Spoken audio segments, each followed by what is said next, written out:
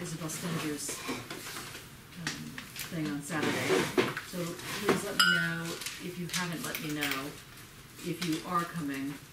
Matthew is certainly Matthew is certainly coming. Certainly. You haven't had a certainly go email. Yes, that's right. I was going to email him actually just to let him know that he should be certainly going. Poor Mattia, gosh. That's why he's gone home. He's allergic to the phone. So I missed you guys. It's nice to be back. Yeah. I mean, it was lovely to be away, but it was also nice to be back. So just a couple of things before we begin. The first is that the very last week in the month is the week of, it's going to be the 26th, I think is the date. Is that right? 29th is a Friday, 27th. Now, I will not be here on that day because I am moving. Yes. And I am moving, and so I'm going to be psychotic on that day, and I'm going to be moving. Now, if you would like to have the last class on that day, which was originally the idea, then I can ask Stefan if he'd like to come back, which is possible, or we can end the week before. Hey, where's Barbara, by the way?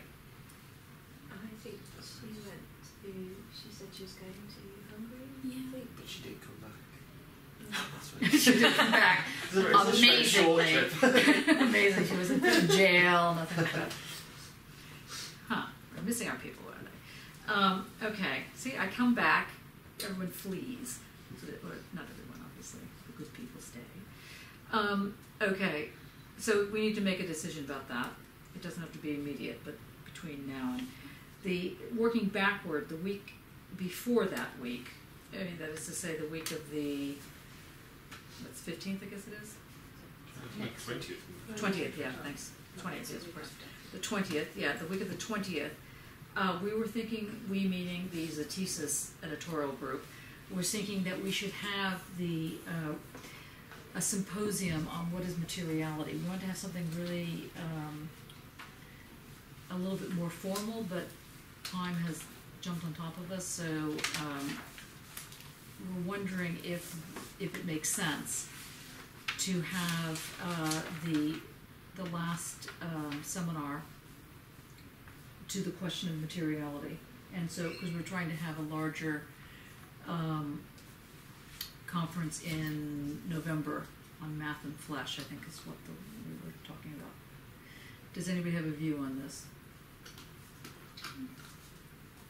I hope you talk more with Stefan. No views? Yeah, no, that sounds good. Okay. You have a view?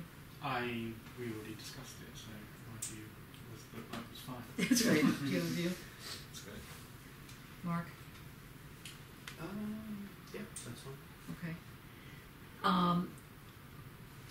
Okay, so then the week before that is the 13th, let us say next week. Who hasn't, see, this is the real question. We need, has everybody given their talks? No, you haven't done yours. You haven't done yours, Mark. Lee hasn't done his. I know you're on a PhD student, but that's irrelevant. Have you done yours? You know, you're not going to. Okay. With you on that one. So we really only have, and of the group that's not here, they've all done theirs, right? Yeah. Mattia's done his. Ed didn't do Ed hasn't done one. Barbara, Yeah, so Ed is the other one that hasn't done Well, it. he did a short piece, didn't he, with the Chinese student? With D. Yeah. But his was quite short. Just dropping it in it. Okay, so we have Talked to. about the cellist. Right. Okay. Would you be prepared next week to do it? Excellent. I haven't had a supervisor, so I'm not really in the space where I can really talk about anything. I don't feel. It's not an argument. He's not even a PhD program. Not stopping him. I bet you could. No, I can't. I'm in the middle of marking at work, at school. school. Just try all arguments. Okay, the no supervisor argument didn't work. Let's see, there must be another one. You can put marking in, and we could do that while you Oh present. my god. That's right. Yeah, it's part of the seminar. That's right. Okay. No, I can't. I honestly really can't. You sure? Yeah, it wouldn't be good at all. It would be terrible, in fact. Okay. So Ed could be on the chopping block. Lauren, have you done one? I could perhaps do. Yeah, that next week is the week. It's free. Yes. Yeah. I'm not. I'm having 2 weeks off from Tuesday, and I've got sort of like 12-hour days pending on Thursday and Friday, so probably Monday. So I'm not quite sure how well I'll be into my research, but I will be off. In theory, I'll be off on Tuesday. So that will help.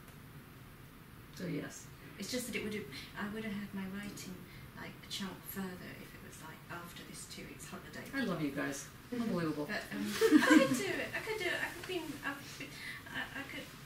Well, I don't know. It's like I've got my break counts that I could circulate, but the state of my thing is just like my writings are in a real messy state, and it's like the tutorial form that I'm working on. But that, why should I not share the state I'm like? Yeah, where why I not share am? the messy state that you're in? That's a great idea. Because it doesn't sort of like if you wait to just get to some more polished state. I mean, I don't like the word state, but anyway. I thought you could say you like the word polished.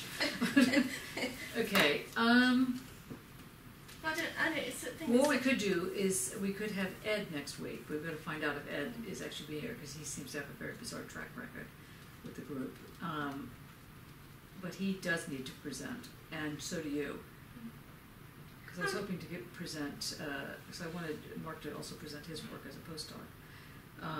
But I don't want to have the postdoc present before the docs. So that's what I'm saying. So either we need to have the last meeting, and the last meeting would be, I don't know, Mark or yourself. Then that would be the 29th or the 27th. In which case I'm not going to be there. Stefan will be there. Okay, A. Or B, we don't have you do this. Or C, you are doing it next week. I think next week might be good because the Stenker's conference is at the weekend, and I've been just really focusing on Stenker's for the last since Christmas, and so that's what my tutorial form is sort of. Okay, good, you're about, in. and so That's I great. think that Okay, would that's make great. sense with what people do. Okay, that's perfect. So you're next week. Then the week thereafter is Radical Matter. Sorry? Yeah. Or not? Do you not want to do that? I mean, do you want to, or do you want Ed then to do it? Because I feel bad that we haven't.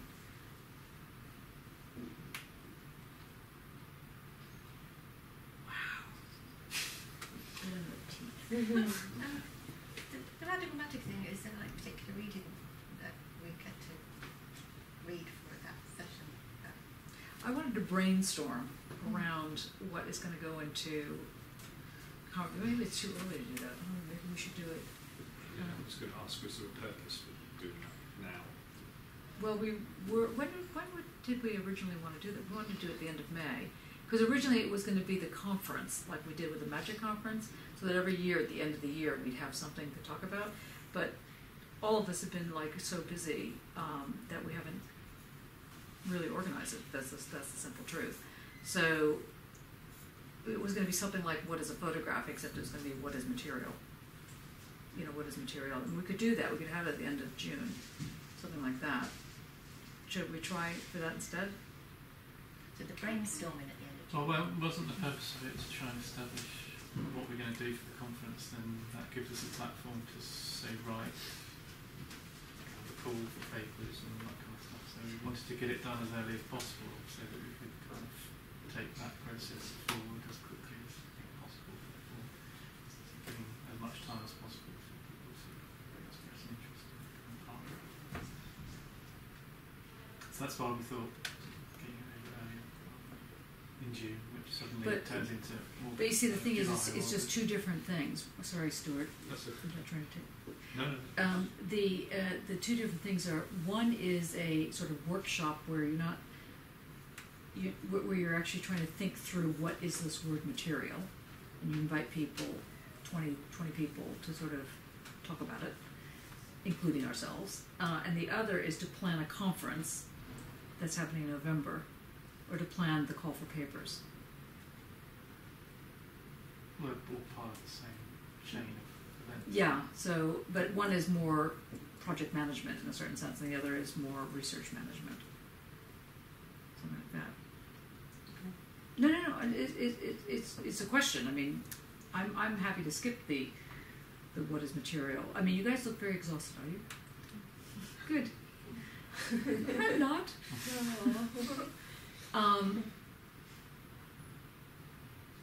So what do you want? What do you think? What thinkest thou? People.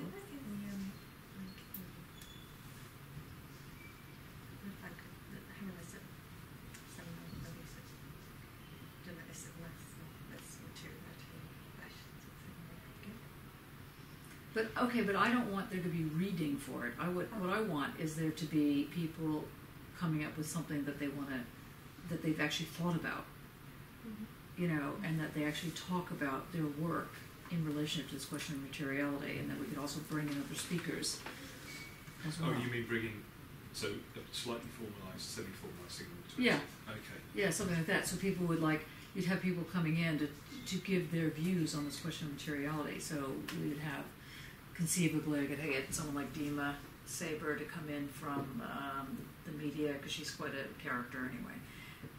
I could get some people from the conservatoire to come in and talk about, you know, materiality of sound. You know, that kind of thing. We could think about like that, you know, like what does it mean to talk about this material, and from that, think about who comes out of that. What do you think of that? Because what we did with the what is photography question, or what is a photograph question, that was, you know, a well-planned, spontaneous event. It may look spontaneous, but it was actually planned fairly, not thoroughly, but pretty strongly. And that took about 4 months of planning for that to happen, or 3 months. This is 2 weeks. So it can't be at that level, and I just don't want you to be disappointed.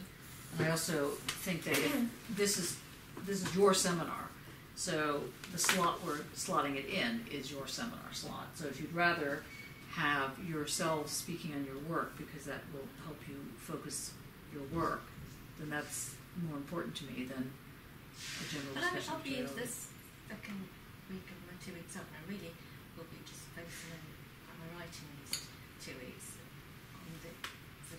So I'll be able to sort of like, when I come to the seminar, sort of share that, but I won't be able to like do other tasks, because I only get these like, when I get these blocks, they're really precious, so I've got to just prioritise what I need to try and get done in that block, and so I won't be able to do a lot of preparation for the seminar on that week that I think will be coming, but then because I've been more focused on what I've been doing, then that will be helpful for change. Does anybody have anybody that they want me to invite, that I could invite in a 2-week notice? Doesn't, sorry, just, you know, you were talking about media, doesn't today clash with the media research meeting that they have? Does it? Yeah. I'm telling you it does. Oh, it's it? Okay. I thought they were finished. I think they have it at 4 every Wednesday, don't they? But I thought that they had finished it on Have they? Wednesdays. Yeah, I thought that they didn't go to the end of the month. Okay, maybe. But that could be wrong. I could be wrong about that. I could have just made that up. This might be better. No, I'm just saying. It would be quite interesting to maybe combine the two events. Another good idea. That's another good idea. Okay. That's a good idea. I mean, obviously, Sally it may leaves. not. They'll have a very different perspective. Which would be interesting. I think that would be quite interesting. But you see, I don't know what. I've never been to one, so I don't know. Yeah. I could invade one week if you want. Yeah, well, it'll have to be next week that you invade it. You know. Would it make the conference in November, the ideas for that more solid? It would, like, the idea would be to bring ideas from what we do now to November. With, like, 4. Well, I mean, a call for papers has to come out pretty soon. Yeah. And if we're going to target the thing in November, I'm in the middle, as you know, of writing these bloody grants. This is why I got research leave. God knows it couldn't be for my own research, but I digress. So I'm just, this isn't being filmed, is it? Edit it out. Anyway, so, you know, I'm just, what I'm trying to suggest is we will put up, within the grant, I'm going to ask for money for the grant. The call for papers will have to go up pretty soon. It'd be great if we had a sense of what that call should be about. We don't necessarily need to take 3 hours to discuss it on our PhD thing, or we could do it slightly differently. The Magic Conference, we didn't ever have a pre-conference. So, and then we're going to take 2 more minutes to discuss this, and then we have to move on. Dane, what were we going to say? Nothing. So there is no answer to this question, yes. What would be the alternative to do that next week? I think that sounds quite exciting, but if you don't do that, No, next week is going to be... oh, sorry, the following week, yeah. Yeah. I We don't... To me, it just seems a bit short notice to make anything formal, but the sort of informal thing that, like Lee suggested, might be quite fruitful. Yeah, That could be everybody actually. brings in some Yeah. nugget to do with materiality. Okay, let's try that. That's a very sort of thing. Yeah. A bit like, Okay, It's just a little I'll buffet. see if they'll do it. No, it's not overthink it, just... Yeah. Okay. Yeah. All right. It, Yeah, it okay. sounds like the time's needed for the conference. Yeah, So it makes okay. sense to do that. And there's a question marks over who can present, isn't there? We don't know if Ed can make it, etc. So Yeah, okay. so, Okay, Yeah. resolution, very good. Okay, so I will contact Nick. Okay, so...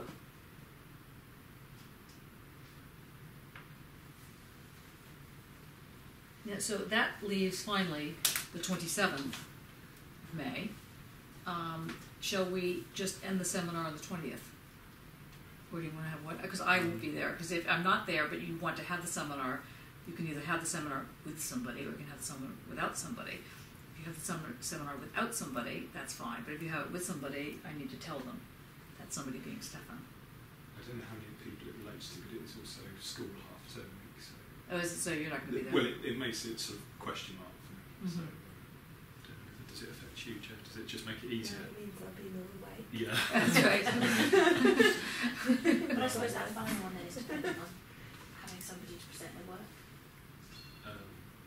The Yes, final it is one, what? actually, isn't it? The final one on the, if the 27th does go ahead, that needs somebody available to present. Yeah, yeah, of course. Let's say that it ends on the 20th. Sounds easy. Yeah? Is that that'd be okay? quite good for me because I have a day that I can keep together. Just Okay. so as soon as you're trying to write, you just need a bit more of an extension, because I'll be closer to the. And then, that's okay, so then when we start up again in September, or end of September, whenever it is, Alud will be presenting her work, and all new people will start presenting their work. We'll do this again. Are we going back to reading? Are we carrying on with this? Oh, no, I mean, we'll do the reading. I mean, it seems to me the reading's going to be around materialities. Is that a face? Okay. Yeah, is that good? And so, I found it so really good. I like the seminars, but it's been sort of been putting the reading into this work for each seminar, and it's been nice to have a sort of change in like what that brings, and just getting a better understanding of what people are doing. And Absolutely. I really think it does feed into sort of seeing where things connect. well, the idea behind having you give presentations on the work Not mine will work like was it? No, but the idea of that was to connect it with your projects. It wasn't just to give like a recital of like what somebody thought. You know, that was not enough. has to be like how it works with your work. So, but let's just now move over to your work and see how it's done. Yeah, it's done. Right, sorry. Or not. Or not. I'm afraid I've missed, I think, virtually all of the presentations, so I'm not quite sure how things have gone. And you haven't seen them online yet? No, I just don't know. Yeah. Chance. Formats, etc. I don't know. This may go rapidly downhill. That's a good way to start. And uphill. And contouring slowly. So I've done a map. Why'd you put it on the table? Yes, yeah. So it's kind of.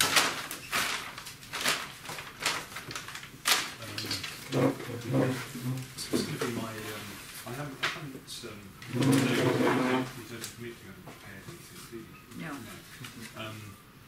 But it's not prepared in a sort of an strict itinerary. That's a much better way of putting it. Yeah. Okay. Make a note of that. Right. So I've sent a few readings. I tried to keep them fairly short, just probably for the sake of your sanity. And hence I only sent 2 of the supervision forms. There was a rather lengthy block which possibly some of you have started to look at. I'm going to start.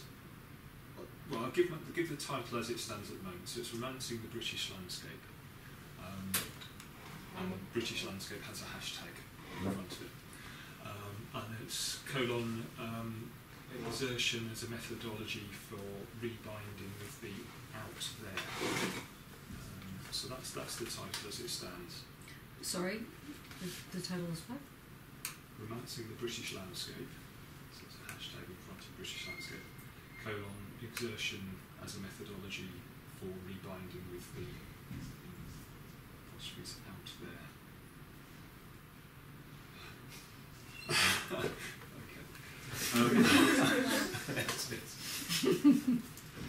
Did you not know that was the title of that? I didn't realise that was the title. I thought that was a working title. Well, it's a working title. No, but I mean, I thought it was really A working title. not quite worked into the title yet, but that's okay. Okay. And there's a sort of a disclaimer in the sense of the meaning of landscape that I use to start this research, and it comes from through Tim Ingold in his book Being Alive. He takes the etymology of landscape to be from skypan, which is to shape, rather than scopain, which is to look. So immediately within that, you move away from what would be a picturesque understanding of landscape as a sort of a fixed thing that is viewed. The optic is primary, and you get this expanse of land that kind of has movement implicit in it, and within that shaping, I see that at the moment I've only gone as far as there's a simple sort of reciprocity that we shape the land, we being humans, maybe in the sense of farming, etc. But equally the land can shape us, and that's perhaps where you begin to get into the romantic, and I'll put a big capital R on that, do it the other way around so you can see. And think of somebody like Thomas Hardy when he deals with Egdon Heath in The Return of the Native, and there's a sort of very long introductory chapter about how this oppressive heathland that's kind of no use to anyone has shaped the people that live there and shapes the vegetation and this kind of thing. So that the land shapes as much as we shape the land.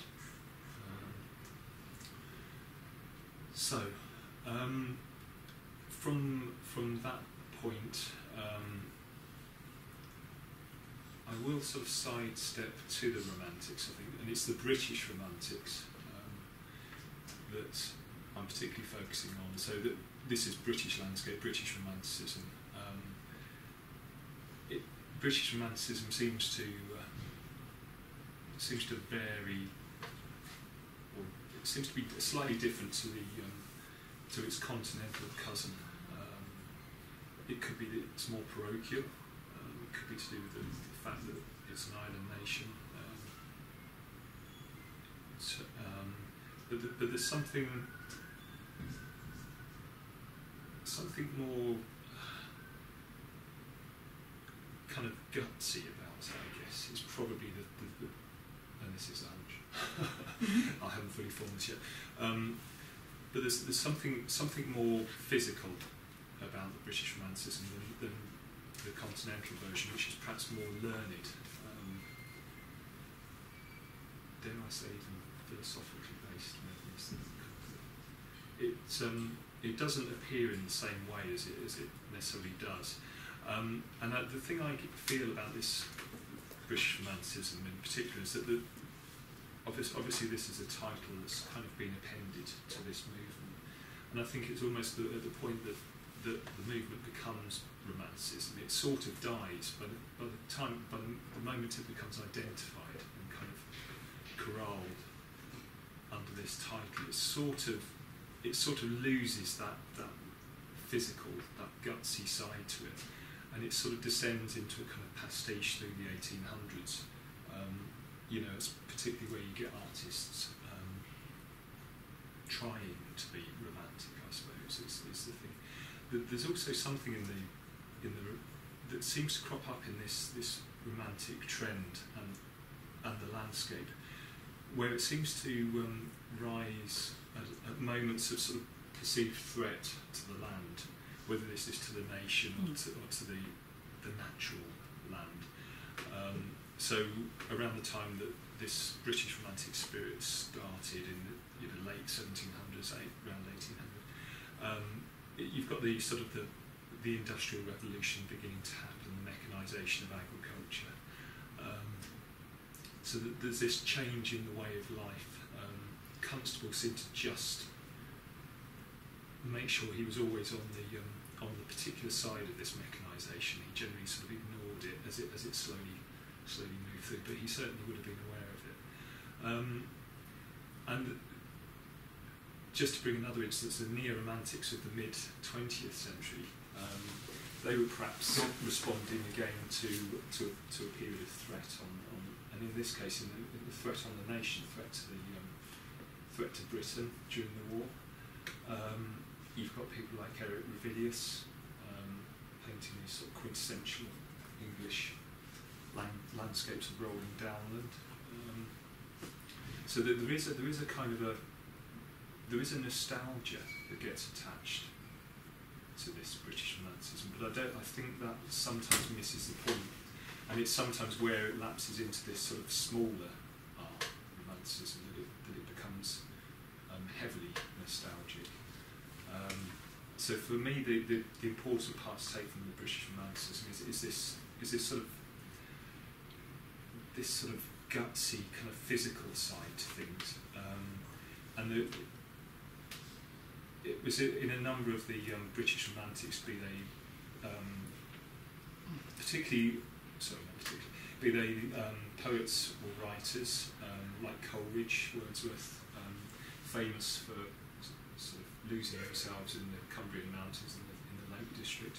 I think Coleridge actually even goes out of his way to sort of get himself stuck on ledges on mountains in the worst weather as well, if he can manage it. So he's kind of he's really sort of trying to expose himself in a way. And there's the apocryphal tale of Jerome W. Turner as well, who supposedly had himself tied to a ship's mast to better experience a storm at sea. So there's a painting of I forget probably the full title, but Snowstorm.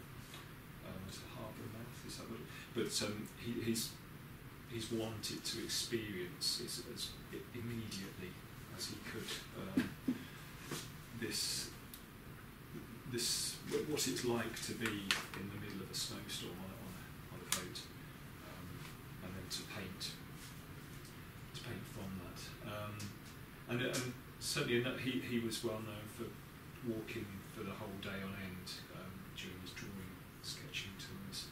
So that there's this sort of side of exertion that comes into this this movement, and with moving then from the exertion through, in a very subtle step, to Foucault, but it's as you'll probably remember from the comments I've made in past sessions and from the reading, I'm interested in how this might link with this notion of ascesis that Foucault raises in Care of the Self and the Courage of the Truth, and it's about a sort of it's about a physical conditioning which leads to sort of an awareness or an ability to be more aware and more open.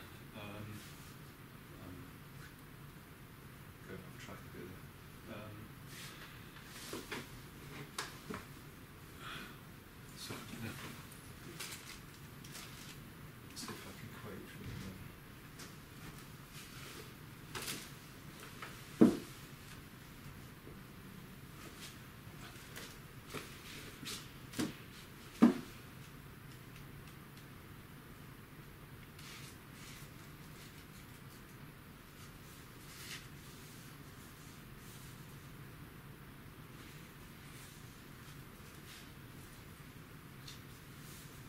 So it's in Foucault. So this is the use of pleasure, page 77, which I didn't send out as. Sorry, which edition? Penguin edition, translated by Robert Hurley. Oh, yeah. So it's 1992, where Foucault writes about an ascesis as a practical training that was indispensable in order for an individual to form himself as a moral subject. So there's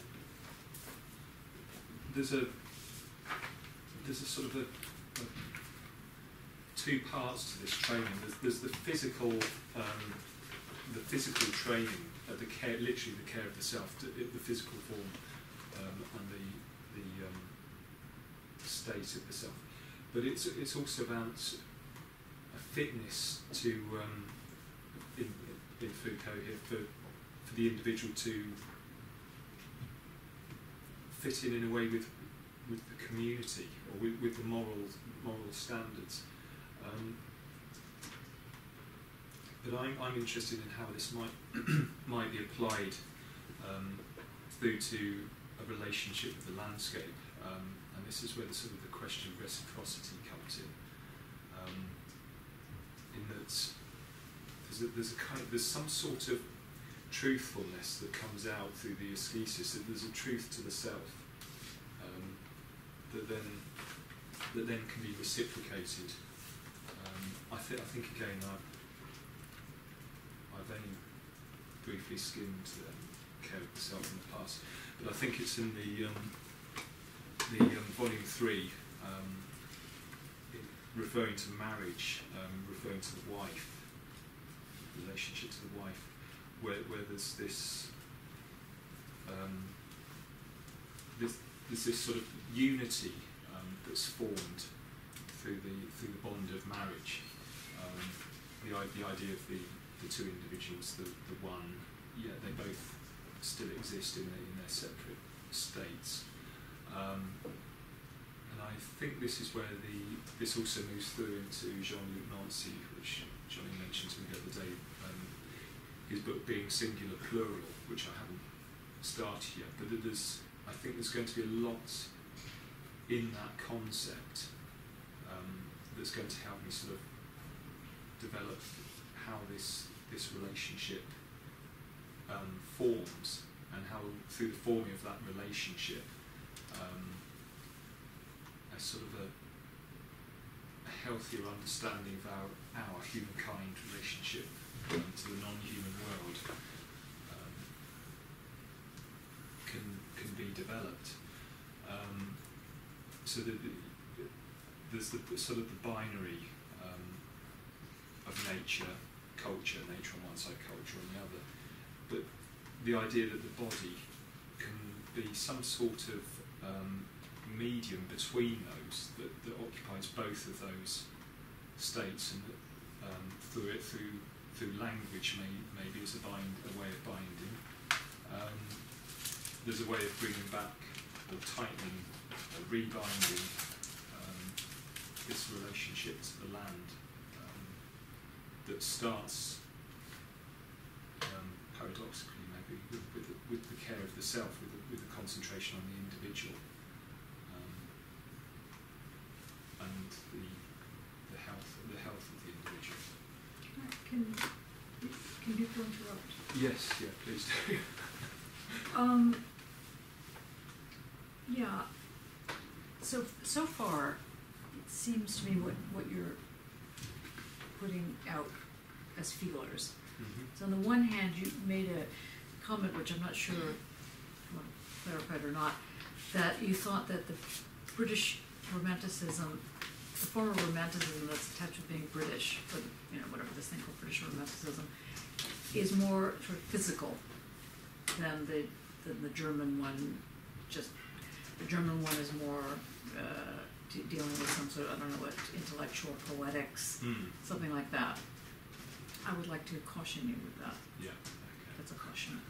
I think, or you need to develop that argument, which I want to connect to whether or not the German version is anything. Let's just focus for the time being. You're not going to do a comparative of different romantic movements. You're really just looking at the moment on the British Romanticism. Now you could go elsewhere, and it seems to me that what you're beginning to develop here with the use of pleasure and the care of the self, in the use of pleasure, Foucault gets into these exercises. Have you read about those yet? With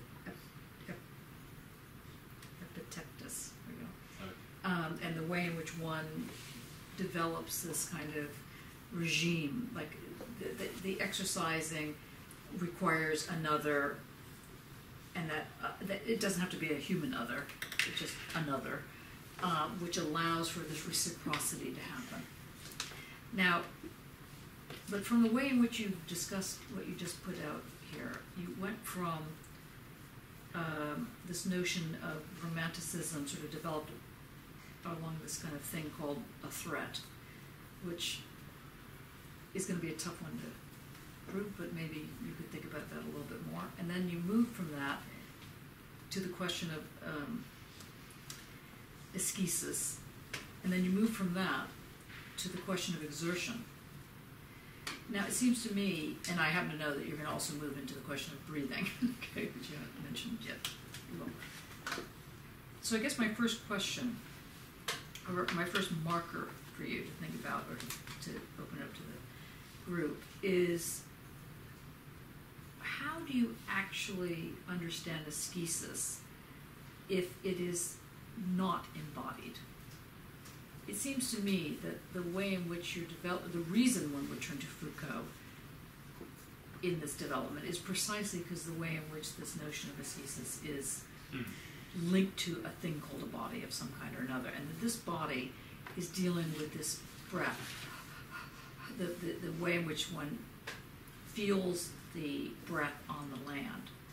So I wasn't sure what you're doing with landscape versus the different types of shape, scape, so on and so forth. There was something about the informing of it, or you were talking about this something from outside in the title, but the outside sounds to me that it's actually the exertion. Or is there something, I'm not sure. So in short, what I'm trying to suggest, what I'm asking you to do, is to, if you can, A, discuss this thing called ascesis in a way that privileges or forefronts the body. That's the first question. The second is, in so doing, it seems to me you have to go to Foucault and this exercising and this relation of self to self and so on and so forth. if that's too complicated to do at the moment, then maybe you could just speak to the map itself and to see if that actually, the triangle, the herniations that are going on, the fact you have joy here, reciprocity there, numbers at the end. Yeah, I mean, I use the sort of the maps. They're sort of extent, they're kind of versions of word maps, really. You say word maps. Yeah, the brainstorm. Mm-hmm. To get this sort of stuff out there and begin to make links. And to do them at certain points as kind of the research moves on, I suppose. So this is a fairly recent one. I haven't, well, very recent, and I haven't sort of evolved it in itself, so it's quite a raw form of it. Mm.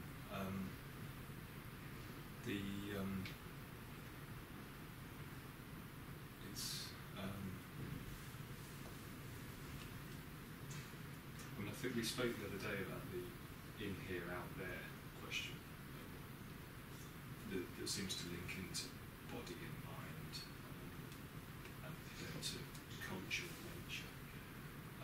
I'm worried about these dichotomies, though. Well, yes, yeah. Yeah, I mean, sorry, what's that? I'm not agreeing with you. Okay, right. Okay. But they're ones that come up in so much literature around landscape, or sort of certain academic writing on landscape or on environment that put down this divide. So, in speaking in this way, you instantly put a barrier between, rather than the suggestion of putting a medium between. It seems something more like a barrier that needs to be defended, or needs sort of manned to watch out for invasion. And then nature becomes an enemy. Flipping that the way we become as humans an enemy to nature, rather than being within. But isn't the threat that nature's being dissolved, or nature's being exterminated? Isn't that the threat? Isn't the threat like global warming and so on? Isn't the threat we're living in right now, with respect to the land, and that it is being destroyed? Isn't that the threat?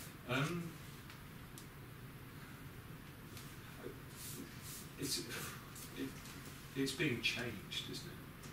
So, okay, that's good. Because if it's there's that thing of when we're all part of nature, and we are all natural in a way, but at some point these divides are drawn. Suddenly you peel things away from nature and sort of claim them as a human thing. But even in the most sort of synthetic of chemistry, it's where do things come from? So you're suggesting that in this thing called #British Romanticism, British landscape, or landscape, #British landscape, that you're saying that what's going on there is a refusal to divide off. Yeah, and that's where it obviously appears problematic that this is focusing on British, because that is but that's why the hashtag is there, because, and again, this isn't informed, but what the hashtag is doing is arranging information in a way that isn't exclusive.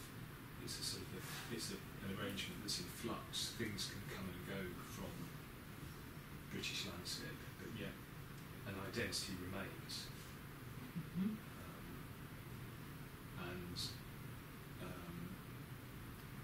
And the identity is what do you mean? I mean, just in a lay sense, how are you using the word identity there? It retains a recognisable something that if you were to say the phrase or whatever you were talking about, somebody would say, might say London, red buses, Tower of London,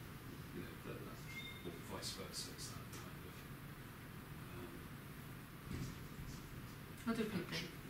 Yeah, if Johnny's in Courage of Truth, Socrates goes on the Parisiac. His walk as a Parisian, that's the word. On the get-go of prophecy, that's what kicks it off. The sage says that Socrates is the most wisdom or intelligent person in Greece, and he then goes out and talks to people, to questions them. So Johnny's like the prophet, saying something like prophecy, saying something like, the country is dissolving or something. And I see you as the Parisianist on the bios side, on the lack, not the metaphysics of the soul, but the one of the bios, the health of the soul, that side. But then be going into the landscape, I would understand, the methodology or something, to talk to the people. This is on your landscape. To talk to the people who are there, to see if prophet is speaking the truth, which is what Socrates did. That's the methodology of Socrates. He then goes into the landscape and talks to people and discovers that they know things that they can't really know. That's one of the big things they claim to know, things that they can't really collect out. So I see your position, the first position, is in the landscape, in that role of the Parisian, of the truth teller, of the talker, of the one in the landscape talking to the people, trying to understand the landscape, the prophet, whatever the question is going to be. And then this whole question of environmental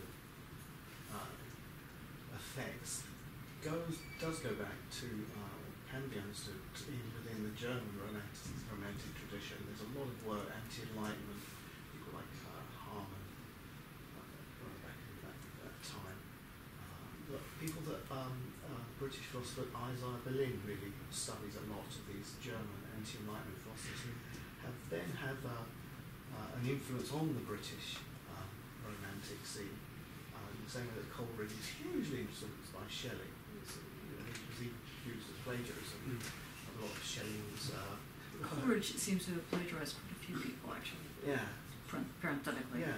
So there is a useful, I think, discourse between the two movements, as you're saying. And you're saying your prophecy is to say that your ads is a much more exertion-based kind of thing. But again, I think you need to go into the landscape, as the Parisians, and work that out. As that bios, not the metaphysics of the soul, but that maybe should be something you should look at as well. Those two questions. What does it Foucault mean with metaphysics of the soul, the health of the soul? What does he mean then by the other health, the kind of bios health, the body health? Those two. So this is the picture I'm beginning to develop of what it is that you're trying to get into here. These questions of what is coming out of me. Would that be fair?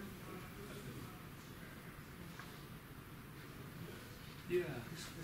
And then this whole area of environment and landscape. For someone like me, who's interested in philosophy about Hegel, so there's a whole book, philosophy of mind, where he talks about these environmental. And I've always felt they could be updated. They could always be rewritten in terms of phylogenetic would be the modern equivalent, that kind of thing. But there's this whole ideas of how environment and landscape and culture and stuff, possibly how it relates to us and stuff. And it's sort of, in Hegel, that is always pre to anything that we ever studied in the phenomenology of spirit, and so whole questions of subjective and objective spirit, three kinds of subjective spirit, phenomenology and then the theoretical and practical subjective spirit, the way that they all join together and become objective spirit. So I think there's plenty of fruitful stuff that I see within this, your work and stuff, but how you're going to put all these threads together and which ones you're going to go for, I don't know. I'm not sure about the emphasis on just the British, how that is going to play out, considering that, to my understanding, there's a lot of depth in putting out the German romantic tradition. And the romantic tradition, what is that anyway? We have Baumgarten and the idea of a beginning of aesthetics, a science of the senses. But then what the romantic, that still has with it as the idea of a subject. What the romantic sense has to do is dissolve that whole notion of the subject first into Hölderlin, another German romantic, his ideas on, that it's not like a conscious aesthetic, it's a kind of unconscious aesthetic, still belonging to a subject. And then the next one is like Schlegel and people like this. We then dissolve that whole subject. How do you spell that? Schlegel, I think. And then a quick hop to Caroline Schlegel, who's his wife or sister or something. They have a whole tradition of aesthetics of letter writing, for instance, comes in at that point. Again, fascinating little footnote in history, the idea of letters and conversation really becomes an aesthetics at this point as well in the romantic tradition. In fact, you have, I think in front of you, The Infinite Conversation. Is that pink book? Is it that one there that your glasses were sitting on? That's the perfect medium photography. This is Foucault. Oh, I see it. Never mind. Oh, it's under here, the yeah. conversation. What's that? It's under here. Oh, yeah. Can you just pull it out? But that's an interesting notion. Yeah, The Infinite of Conversations. The notion that conversation, conventional and normal conversations, because that comes in over things I'm interested in now, also kind of hermeneutics, and kind of non-conventional or an abnormal conversations that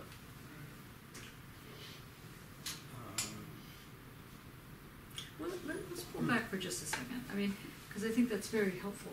Well, I hope that it's helpful. From what Mark is saying, and then circling back to what you're focusing on here, what's the attraction? Let's just start at very early positions here. What's the attraction? What drew you into this thing called British landscape, as opposed to landscape? What is just what words come to mind?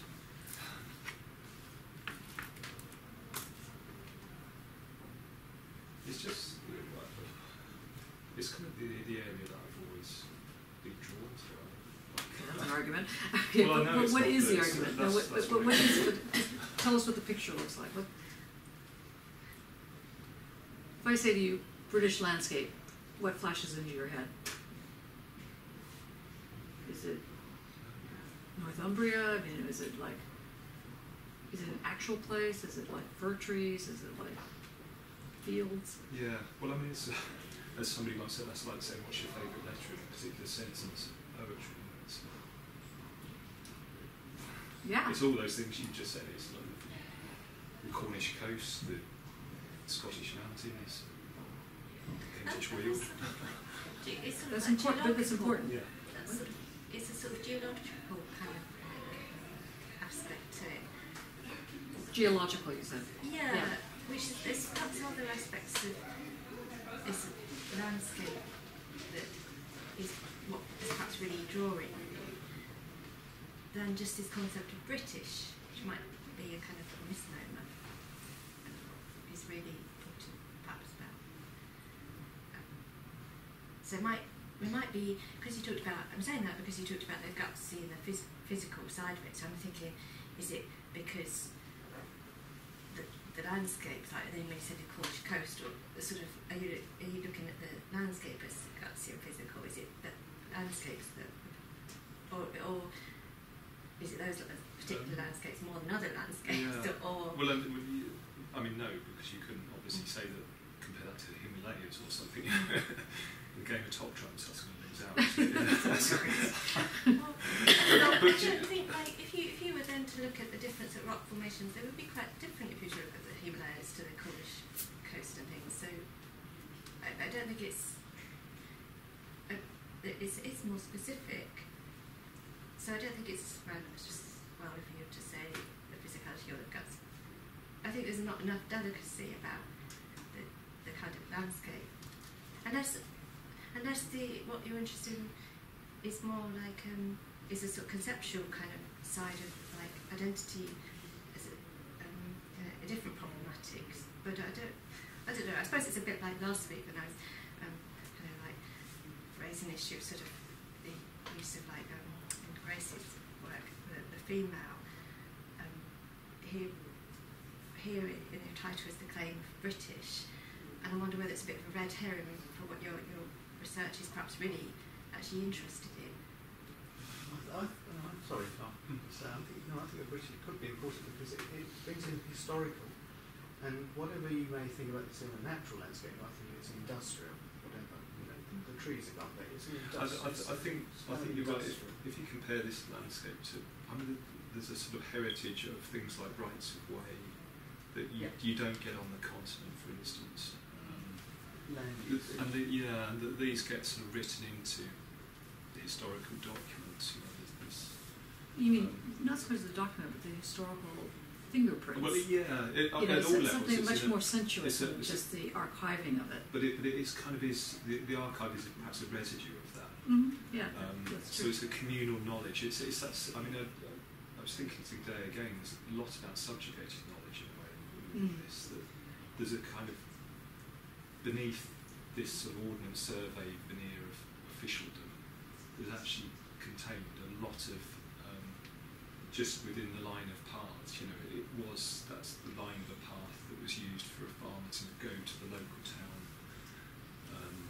So that the way that path corners a wood in a particular way, or it is a record of an activity. One of the works I was reading during this period of Recluse or whatever was Leaves of Grass by Walt Whitman. Do you know the book? You know Walt Whitman. Anyway, it's called Leaves of Grass, and it's a homage to America in the 1800s, and it is very similar. It's not a homage to England. It's not a homage to Scotland. When you read it, you get the feel of America. Okay, the feel of America in 1850s or whatever it was. But and there's something really moving, and you want to. There's joy and weep and and this and that going on. Now it seems to me that you are doing a modern day version of Leaves of Grass, at least at this stage, in the sense that you do want to make a claim around it being British, just like Walt was making a claim around it being American, and he wasn't trying to say this is actually what I mean by America. It just was American, and I get. On one level, I'm thinking what you're saying here is that you're not trying to make claims about what letter of the sentences you like best, but that taken all together, it creates a certain kind of fingerprint, or something, a certain kind of materiality. Yeah. To use that word. Now, there's a book I brought in, which is down at that end, on material. What is it? The thin thing with the knowledge. Yeah, it's by this woman named Susan Heckman. Now, it's got ups and downs to it. In fact, I actually think this was her PhD thesis because even though it came out in 2010, a lot of the references in the beginning are all like 1996, and so you just get the feeling that either she's working on her PhD forever, something like that. But what she argues in there, which is quite interesting for what you're arguing, I think, is that she's having a fit about people that either think that materiality is objective or subjective. And if you just hand it to me for a second, I'll just read you this, and it might be helpful to what we're dealing with right now. I'll just read this a little bit. The first years of the 21st century seem to be characterized by events with overwhelming material consequences. Terrorist attacks, tsunamis, hurricanes, tornadoes, and earthquakes dominate the news. The death toll mounts, and we brace ourselves for the next disaster. And she goes on, this is what it was, yeah. So what she's basically saying is that she puts the marker down with the linguistic turn versus the pre-linguistic turn in philosophy. This is where she's coming from, to rethink a certain kind of materiality. And I think you're putting the marker down, as it were, around the question of the romantic, or in this case, either British romantic or whatever, in order to claim a very specific kind of identity, which is neither the Heideggerian form of identity, nor is it the form of identity that was coming out in the Hegelian sense. This version has the body involved, and this is where Foucault is so important. Now, what she says further on, she says here, she has very funny words here. She says, so language, it is agreed, constitutes the reality that we as humans inhabit. It constitutes our social world, and so on. She goes on, but this. And then she says that there is this group of, she has very odd terms for them. Maybe it's not in this book. Let's see. Yeah, okay, so what she just says is that she divides material knowledge into different settlements. She's coming from Bruno Latour. Good news or bad news, same news. Okay, but she's coming from a Latour position. She gets into Stengers out of this. And what she basically says in the first settlement, she says, it should not be necessary to emphasize the centrality of science to the modernist worldview. Science gives us our truth. It is the baseline in the world lacking foundations.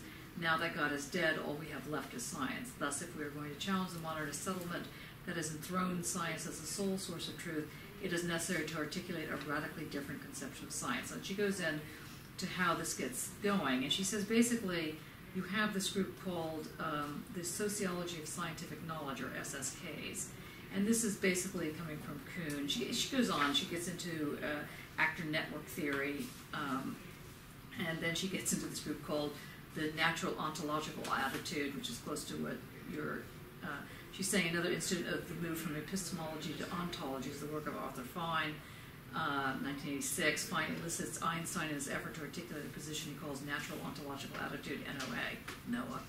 It's quite sad. Anyway, I'm raising this because what she starts getting at, which I don't think she argues it correctly, but I think it's interesting what she argues. I think what you're presenting is much more what she, should have done but didn't, is that she comes up by basing this work on this guy named Andrew Pickering. Have you come across his work? He has a theory called the theory of the mangle, and he calls it mangle realism, which is now as in mangled up, like tangled, except mangled. Yeah, and what he basically argues, which is I think kind of interesting, though he argued this in 1995, and he writes as a kind of jokey sort of way, so it's sort of slightly annoying to read him. He's annoying to read the same way Deleuze and Guattari are annoying to read if you haven't been dunked in them a long time and you just sort of get over their generalities. And what he basically says is that he gets this from quantum physics, entanglement, but he calls it basically manglement. But when something gets entangled, it actually still retains certain forms of identities. They're like half forms. Now, what we've been doing in the seminars, talking about in terms of singularities and, what Jean-Luc Nancy is doing in terms of the pluralities, it sounds like to me what you're doing with your mangle reality, he calls it mangle realism. You can see why it never caught on. It really just sounds like mangly or something, and it just sounds like just wrong. But anyway, and I was so excited when I came across this a couple of weeks ago that I then looked up his later work, and it was very disappointing. But he says here, she's saying here, another contemporary philosopher of science. Now, if you get this book, you will note right away, you will feel its PhD-ness. Okay, so just sort of deal with that. Another contemporary philosopher of science, however, has succeeded in defining the new settlement with a precision that has eluded its original author, meaning Bruno Latour. Andrew Pickering offers a definition of this alternative approach that captures the essential features of the new settlement and, yet, unlike that of Latour, is clear and compelling. Anyway, although Pickering is undoubtedly indebted to Latour, his work represents an advance, blah, blah, blah. Pickering's first book, Constructing Quarks, which I got a long time ago, 1984, emphasized the constitutive force of scientific practice, and then he goes on, blah, blah, that's not what I want to tell you about. But then she gets into the mangle of practice, 1995, and his new book, which, well, it's not that new, but 2010, is something like the mangle of knowledge. But so don't get confused, because the mangle of knowledge is not as good as the mangle of practice, and that's actually... Pickering begins the book with one of the most controversial aspects of Latour's theory, material agency. And this is what I think you've been trying to fight with, but I think what you're developing is a little bit more interesting. The world, Pickering argues, is filled with agency. It is continually doing things that bear on us, not as observational statements on disembodied intellects, but as forces upon material beings. He also makes the point that much of our everyday life is involved with coping with this material agency that comes from outside the human realm and cannot be reduced to anything within that realm. A useful way of thinking about science, Pickering argues, is an extension and continuation of that coping with material agency. By the way, it's page 22. Scientists as human agents, as opposed to, I don't know what, cyborg agents, scientists as human agents maneuver in the field of material agency, constructing machines that materialize that agency. Pickering's goal is to define what he calls a performative image of science, an idiom that subverts the distinction between human and non-human. This is a post-humanist space, where he says, quote, a post-humanist space is a space in which the human actors are still there, but now inextricably entangled with the non-human, no longer at the center of the action and calling the shots. The world makes us in one and the same process in which we make the world. Now that sounded like what you opened your remarks with, land shaping. And then he goes on to say, she goes on to say, one of central elements of Pickering's theory is a concept that is conspicuously missing in the, what do they call themselves, the sociological science knowledge people, the SSKs. She's still stuck in the representationist, realist mode. It's still the same discourse, looking for essences, ruin the lack of the unique in man. Okay, let's call it maths. You know, it's the same old story. It is the same story, but I think that what is useful for you, yes, and this is the problem. This is why he is, disappointing. However, what's not disappointing for what I hear you doing is that it seems to me that you are trying to use these manglements like exertion, weather, terrain, British, that all carry with it some kind of resonance, and then taken together start to shapeshift. And this ability to shapeshift is part of this thing called the British Romantic. It's the shapeshifting ability, not the nailing it down to something, that becomes interesting, at least from what I've been listening to you about. Whereas in the other forms of romanticism, it's a way of trying to define something. Where there's something about the openness of it. I think that's where the cynic, and I remember Marx mentioned, or spoke on this a while ago, the position that they hold in relationship to a society. It's not necessarily shape-shifting, but you can't sort of fix it down. Yes, that's right. And that's why they're sort of, in my mind, that British Romantic and that Diogenean cynic are sort of together, but they're not sort of... Makes sense. Yeah, it's sort of, on one level, cursory glance, it does make sense, perhaps, but... Well, that's what we don't do for no, that's... but that, I guess, in a way, they've gravitated. So there's a commonality. What I'm throwing out here to put on your map is the way in which a singularity operates as, let's say, a graphene. So it's graphic in a certain sense. It creates something that is both attractive and yet not fully formed, and therefore has some kind of agency that is neither subjective or objective. It's something else. It's something else, and this is where Foucault's sort of turn to ascesis, I think, is useful for you. But maybe not. Maybe this is just... There's a question. I didn't catch your question whether you said, how do you understand ascesis if it were embodied? Sorry, if it were not embodied. Was that the question, or if it were embodied? Were embodied. Oh, right. Yeah. And what was the answer? So did you say ascesis? I thought you said it's non-embodied. No, if it were embodied. How do you understand ascesis? Just anybody. What is ascesis? This is not to put you on the spot. No.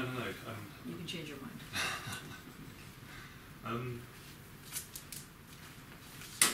I think you used the word regime. So it's a particular regime that is about tuning the body in question to its sort of optimum potential.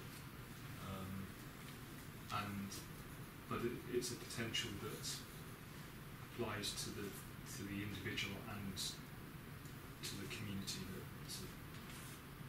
that individual is a part of. So there's a sort of benefit. So why is it called ascesis? Okay. No, that's fair enough. Anybody else want to take a stand at it? Stab at it? Dane?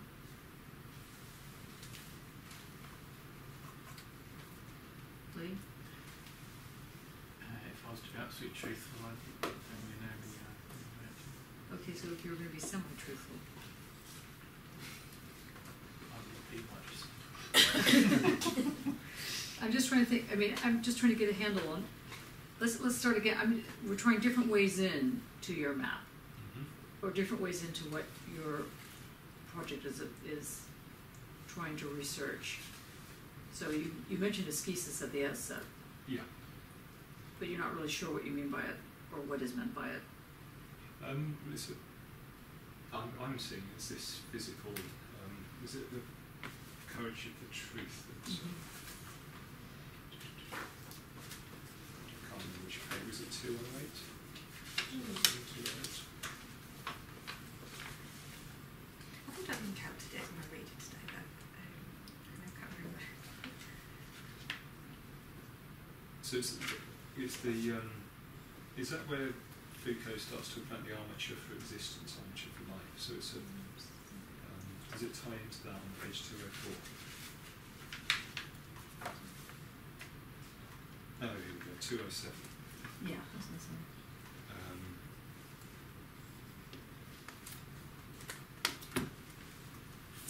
So there's a quality of endurance required. It's not the easy way. Foucault talks about the two ways. Can you read? Oh, here it is. I see. Yeah. So it's the paragraph that starts with the cynics. Yeah, he sort of starts on 206 talking about ways to virtue, the last paragraph on 206. Yeah. And he mentions the instances where these two ways are found in Christianity, etc. And then on 207 he states that the cynics also had a conception of the two ways. And one achieves virtue through logos, that is to say through discourses and learning, through school and doctrinal apprenticeship. Then there's the other short way, which is the difficult, arduous way, which rises straight to the summit with many obstacles, which is, as it were, the silent way. Anyway, it is the way of exercise, of ascesis, of practices, of destitution and endurance.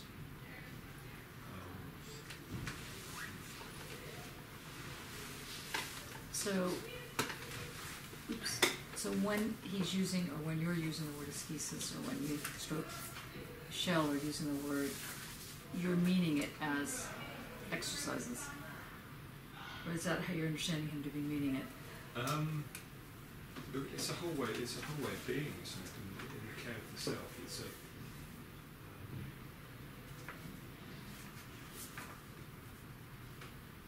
It's there's a kind of an analogue to it in the lifestyle of an athlete. I think Foucault mentions that. Okay, now I'm going to be horrible.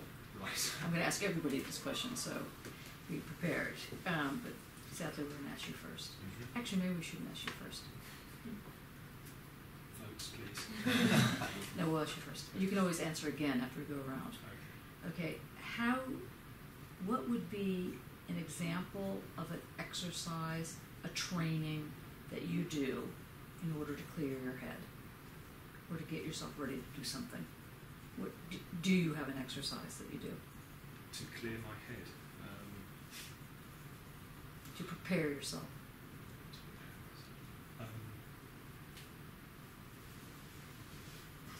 I train to run races, so Okay. I do a certain form of running that prepares me for another form of running. Right, and so that form of running means that you're doing like 3-minute miles or something like that. Yeah, there'd be 7-minute miles. Olympics. That's right. Yeah. So you go to the gym, or you go out. Do you go? And in the running, it's preparing you to to do something, this endurance thing somewhere else. Yeah, you train in different, you do different sessions that have different. And what do you literally do? benefits. Give an example of one thing you do on a regular basis every week. Start thinking, people. Talking about actual exercise, yeah. I mean, I run 10-kilometre races, so I don't have to run for too long. But a speed session for that would be that you'd warm up for a couple of kilometres And how do you warm up? by running slowly. Okay. And So you don't do any stretches. I don't usually before I do a training run. You don't do any before, breathing? Before a race, I do. Okay. I do breathe. I mean, breathing training. Yeah. No. So literally what you do is you put on your They're shoes Very gentle, yeah. and you just slope and run. Yeah, but that would be a gentle start to running. Probably shouldn't be doing So if you're stretching actually up, training, getting over it. yep. So you should be doing stretching no matter what age you are. But anyway, as you're training, the training side of it, I want to emphasize that to get you prepared, because the idea of training is that training prepares you to do something else. It could prepare you to do the same thing you're doing, but it's kind of a crazy kind of training, but maybe not. Yeah, so this is very close to something else, but yeah, I would run 8 lots of 200 metres at a pace way above the pace I would run a whole 10 kilometres at. And the 8 lots of 200 meters are done in succession. I would run 200 metres fast and then very slowly run back. And then run fast 200 meters and then slow back. And you do that until you're finished. Yeah. Or have a heart attack. Yeah, whichever yeah. first. And then warm down. And how do you warm down? Run slowly. Okay, so it's basically just striding. Did you know that there's 181 strides per minute that you're supposed to be doing? Is that the cadence? Yeah. I know in cycling as well there's a big thing about cadence. And so, in fact, all it is you're always doing 181 clicks. Whether or not you're running fast or slow, you never change the cadence. Right? So if that's the case, if you're running this, whether or not you're running slowly or running fast, you're still, the cadence is the same. Which is it? How does this help you train? Knowing that there's a cadence on the one hand, and then depending on how big your stride is or how long or short your stride is in fact whether or not you're fast or slow. How does that have bearing on training? I must admit I don't pay much attention to cadence, but I am aware that there is a school of thought that sees cadence as very important. Okay, so are you, when you say you're training, are you really training, or are you just sort of half training? Well, it sounds like it might be half training. Yeah. No, I'm really asking this question about how do you actually train to really get to the level that Foucault's talking about as a cynic.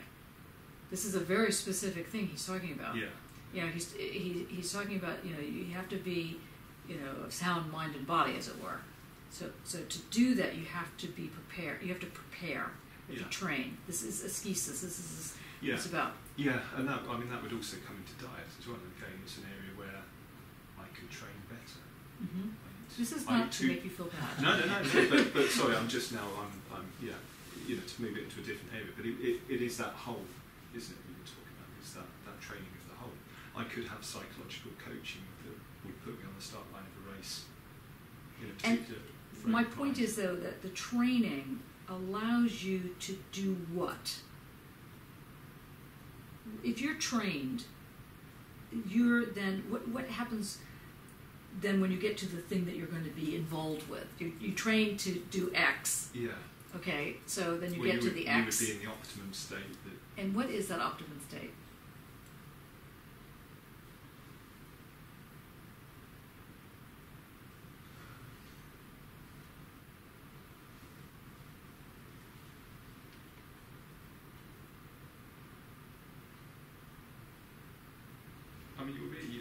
It's where you're getting everything you can from yourself in the particular situation that you're applying yourself to.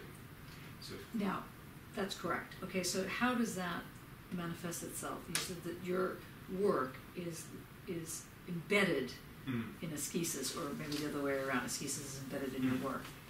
How is that the case in this? I think it probably is in several different ways. It's about trying to know what's the right word, a landscape in different ways.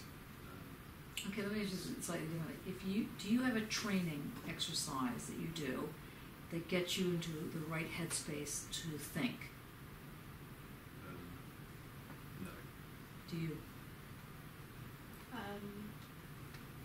Here's where we're going. Well, sorry, so you can prepare. I don't have an exercise, but I do have a sort of contrariness. It's almost when I'm least attentive to it, that's probably when I sort of think best. So when I'm trying to, but in a way that can't be forced. I can't sort of not, or I haven't found a way yet to be inattentive. Does that make sense? Mm-hmm. Yeah. So there's a sort of disengagement almost that's I find often helps. And isn't that what training does? It disengages you from everything, so that you're then at the moment where you're ready to. Yeah, because I guess that would come into those situations where an athlete might talk about it being afloat, where you don't notice the miles, you don't notice the hills, and you may not end up with the record time, but you've somehow, yeah. So if ascesis is going to be involved with your argument here, make sure you're using it correctly. Because ascesis is meaning this training that's going to get you to empty your mind, not acknowledge what's around necessarily. It's going to get you so that you're going to be able to have an endurance of some kind, whether it's to run in the land or it's to write your thesis. So you just saved Sally from talking about ascesis. Do you have an ascesis? Do you have a training? As a honed athlete, no.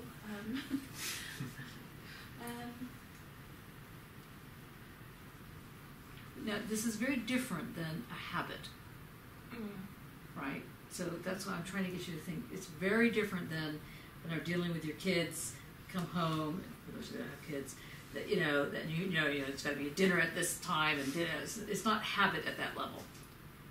Training does something it doesn't put you on automatic pilot, which is what habit can do.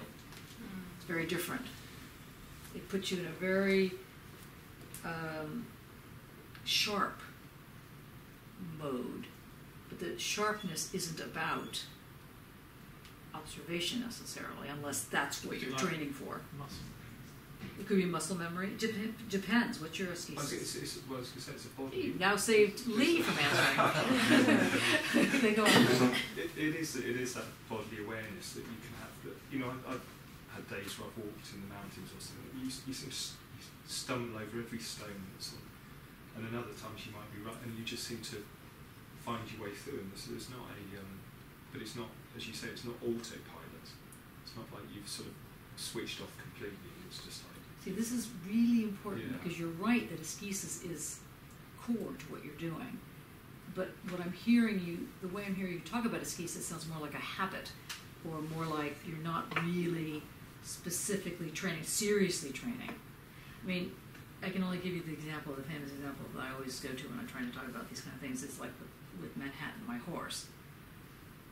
When we would go galloping, I mean really galloping, with the wind, you could not go on autopilot, you'd be killed.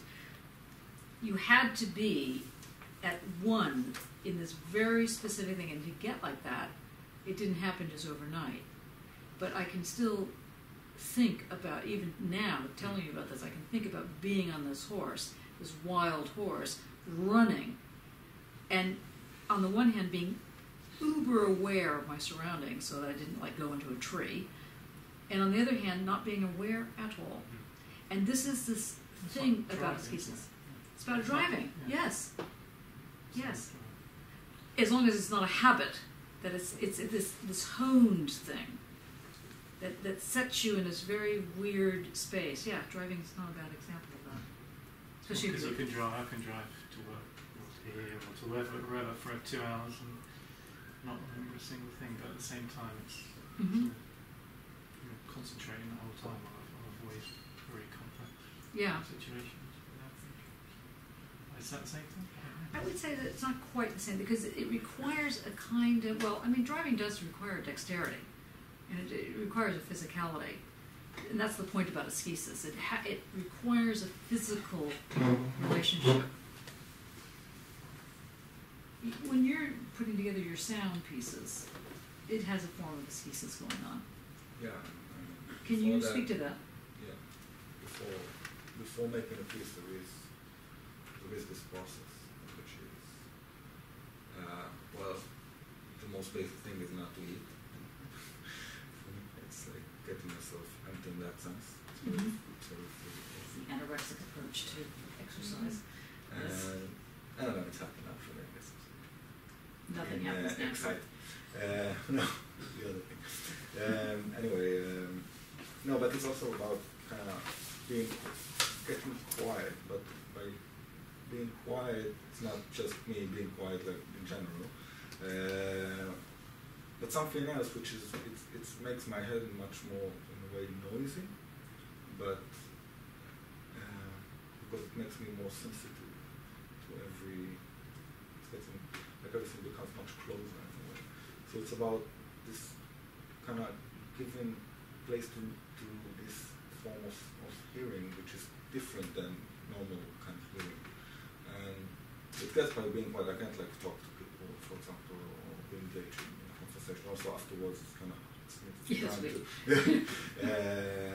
because it's very inward, but it's not like I'm listening to myself or anything. It's just being very sensitive. Like I think people get that when they're like very depressed or something. They get this kind of same kind of feeling. No, be careful because this is a training. But I'm just to explain it to people when you become very sensitive to everything like light or people saying something, so you get this kind of notion. Sometimes when people get depressed, they get this kind of very, but it's not like that. It is training. It is something which I do before, and I get myself into it. I can't really explain like the method because it's more like meditation in a way, but it's not fixed in any formula. Anybody seen? Okay, sorry about this. I'll give you the entire rundown of what I've done last. Anybody seen The Karate Kid? Film? What? Yeah. The original, the remake. No, not the original. The remake. Yes, the remake with Will Smith's son in it. That's one. I strongly recommend it. Yep, I do. I recommend it. No, I There's only recommend one it. Karate Kid, seriously. So which one was this? The one with Will Smith's son in it. Oh, Okay. Don't do it. And what's his name? Jaden. Yeah, maybe. Yeah, but and who's the guy that's the what's his name? He's a famous karate. Jackie Chan. It's fantastic. I don't know how you cynical people. No, it's fantastic. Anyway, the reason it's fantastic is that it's part of it is that it gets into this question of training in the body and how you end up using that in order to then do observation. But it's a very specific kind of observation. All right, Karate Kid is probably not the best thing to look at, but Is it not in Star Wars as well? Is that the same thing they do there? what do you do in Star Wars? Where they, is it in the first Star Wars? Yeah, where he's training with his lightsaber. Yeah, doesn't he blindfold him? He does, yeah. The Force, well that's the North Force. Okay. For heaven's sakes, the Karate Kid is much more interesting. No, No, but let's go back to your training. Yeah. So- there's so- no update down about Mark, what do? Do you have an ascesis that you practice? Guitar player? What? Guitar? And so is that actually training in order to do something else? Or is that something that just focuses you? It's its own end. It's sort of the playing, the performance.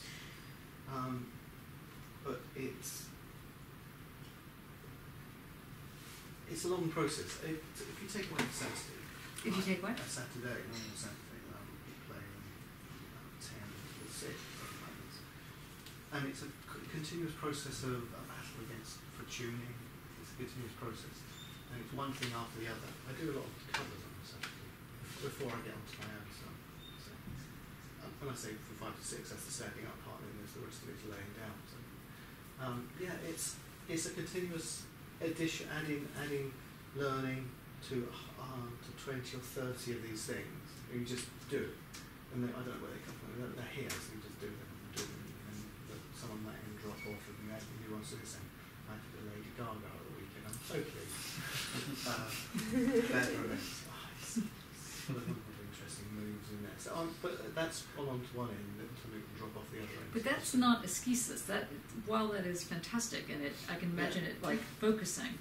But it is because this is just the tuning up. This is what I call the ultrasonic tuning up. Okay. It's just, and it's a continuous process. That tuning is a very strange business tuning. Because I do it by ear, still. It's almost as though the quarter notes sometimes they mean so much. And I was talking about being really sensitive. Quarter notes don't really matter, but they do matter when you're doing it. So there's this continuous tweaking process that goes on all through the hours and the hours. We're trying to get this thing to be in tune. And I don't know how it's, I can't really explain why it isn't in tune from the start, why you don't tune it up and it's in tune, but it isn't. And there's a continuous tweaking process that goes on. But other times it's just great. From the beginning, we played on this last Saturday. And when I got home, so it was Sunday I was playing, so when I got home, the thing was just in tune beautifully. I carried it home and everything, and it was in tune. But this process of this thing going in and out of tune, in the terms of the quarter notes, so I spend like the day just really ultrasonic, tuning it, tuning up, which then, if it goes right, and I don't know, is the weather to do with it as well, but whatever it is, it then goes towards the further hours on the end. When the thing sort of comes together. So you have to do the whole thing. Mm-hmm. You can't just start. I couldn't like bring my guitar here and stand there and just show you something. I'd have to play for 4 or 5 hours. Mm-hmm. Then I'd be prepared. Now we're getting somewhere. Mm-hmm. Now we're getting in tune. But you have to do that like the running, you know. You have to kind of get into it. So in other words, the esquisses is the run-up, as it were, to playing. Yeah. And I like that word, playing. Yeah. Like, in order to play, like not only an instrument, but just to actually have fun. Yeah. Except it's not just any old type of fun, it's a very specific kind of fun. And also it's play in the Gedam, I think. It creates the structure. Yeah. So the hours and hours and hours create the structure, the overarching structure with that in. So sometimes the esquisses, so the reason we're having this little pulling apart of this thing called esquisses here is because at the moment, you're using it too broadly like a model of like a theoretical construct that you're trying to apply. Whereas really what you need to get a sense of is sometimes when you're running around these areas, you're doing it as an esquisses. And sometimes you're doing it just because you just are. And has nothing to do with anything. And you need to be very clear in your own work as to how you're really using esquisses and the degree to which, when you're using it, it begins to structure the play. Because that's what Foucault's getting at. He's getting at how play is structured. But by which he doesn't mean that it's it doesn't mean that it's rigid, but that it is rigorous. And so you're able then to talk about something that has a British something or other, or whatever the thing is, it has some kind of material agency, use that old phrase, without invoking the subject or the object. To me, that's why you've gone to esquisses. But when I was listening to you, I couldn't. Yeah. It didn't make sense that you were making. That then sort of fits. I think that then fits to reverie and joy. And childishness. He says really upset. No. And how's that? And childishness. Well, it's the playing word. So I thought that the other day. We'd gone over to my in-laws in Norfolk, and it was reverie and joy. There was nowhere suitable to sort of run 10 kilometres without. So I went to a local bit of sort of marshland and did several laps of it. And there was a certain point where I just sort of got into it, like Mark was saying about the plane, and just a twisty little bit between trees. And it was just that sort of, almost that shouting with sort of childish glee. You can sort of, I felt fit, and I just slalom through. And there's a quality of childishness there, but not in a, not in the. There's an aesthetic. It's like the play. You get to a state where the play plays you, the structure plays you. Yes. When you're not playing the game starts to play you. And that's probably the same in this. This is complicated. Yes. But when Barbara was doing her performance, and you'd asked Barbara a question, what is your subject? And we looked at this question, and when Stuart then was saying about this, talking about earlier about capacity. This the seat of capacity. We will think about this question: what is the subject? I.e., is there something in the future? What can you become? Capacity. So going back to this movement from the romantic, sort of the subject that dissolves itself, as it were, in that story I told earlier of the romantic subject. So from the idealist subject of I that dissolved itself, it's a kind of this move as well, because what you get is a sort of solid state individual, as it were, that dissolves into the landscape in this movement into the romanticism, and it's that plays from. When you talked about the romantic being lost into the landscape, being lost in that Coleridge on his cliff and all that, and then getting lost in the landscape, it's this kind of piece of history, this solid understanding that dissolves itself, and it becomes this where the landscape, or the out there, as you put it, plays you. This same thing again. This idea that yes, exactly. The play, the structure, it plays you, and then in the history of philosophy, it's not getting. Yes, that's very good, Mark. I mean, and to pick up on this. Foucault's work, Thought from Outside, sometimes is translated as thoughts outside, as opposed to thought from outside. It's actually what thoughts. If thought was a thing, if you could sort of anthropomorphize this thing called thought, what would thought's externality be? So the translation is kind of not so good in English because it's thought from outside, but it actually should be the thought of outside, the outside of thought, something like that. So what that means is the outside of thought has some kind of game, as it were, that plays onto thought. It's not just thought sitting there thinking itself and then doing. There's some sort of reciprocity that goes on. Now, let's go back to, what's his name that tied himself to the mast? Turner, that's it. So Turner, in tying himself to the mast, that is not ascesis. It could be ascesis if, in fact, he did this as a way of generating this particular way of thinking. But, in fact, it's an experiment. So one of the things you need to also think about is this relationship between ascesis and habit on the one hand, and experimentation on the other.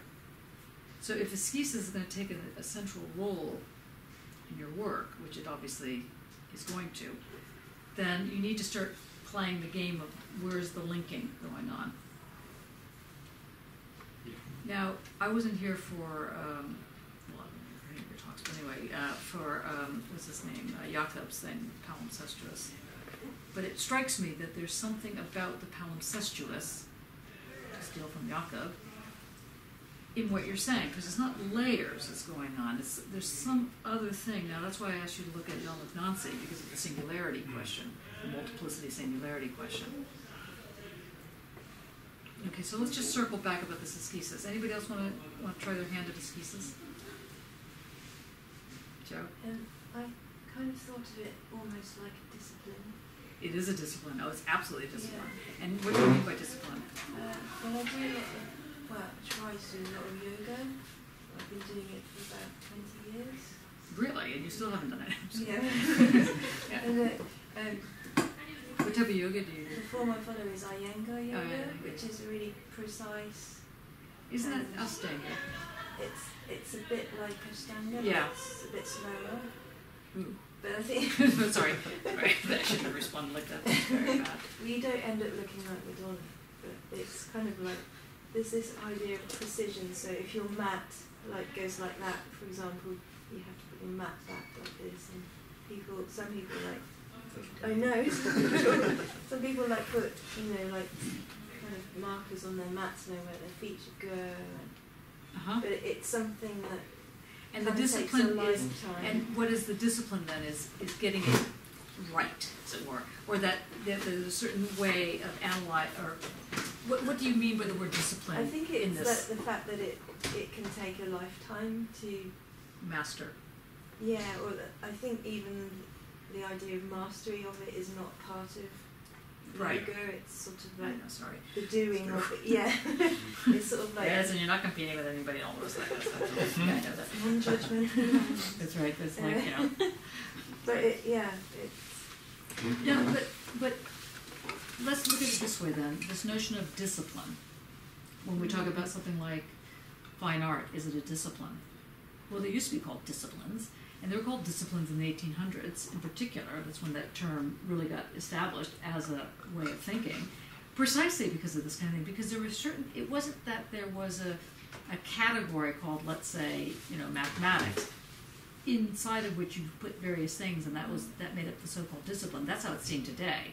The discipline was the other way around. You did various things, taken together, that made it the discipline, but it was very precise in its impreciseness in a certain sense. There's no reason why really the mat should be like this versus like that, but maybe there is. Yeah, what did you say? No, I was thinking kind of the difference between discipline and ritual. Yeah, no. So we're talking about discipline here. What does it mean to be disciplined?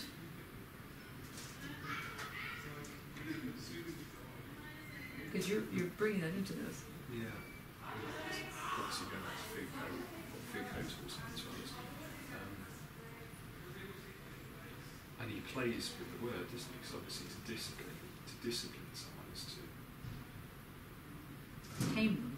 Yeah, yeah. And so what's the discipline there in yoga?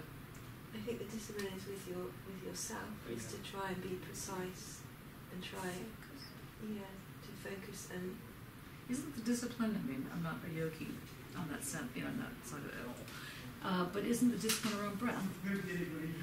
Isn't the discipline having to do with how the breath operates?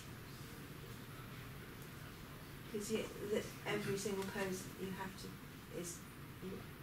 you're asked to take a breath and then breathe out, and then you do pose. Mm-hmm. So that is the discipline part of it. Yes.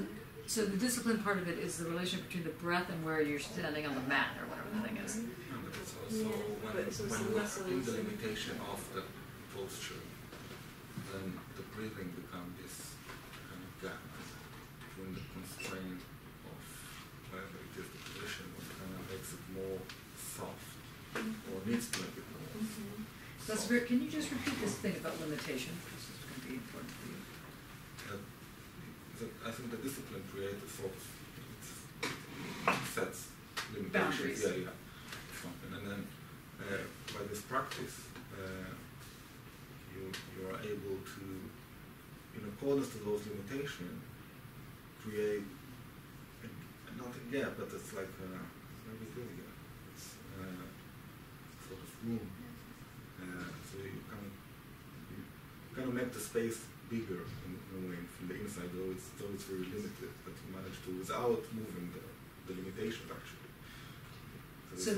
So the training, now we're getting a little bit further, we're pushing this a little bit further, so the training requires on the one hand some sense of a limitation, or some sense of a boundary, some sense of a way in which one is negotiating that boundary, and at the same time, on the third hand, as it were, you have this, in this case of the yoga, you have the breath.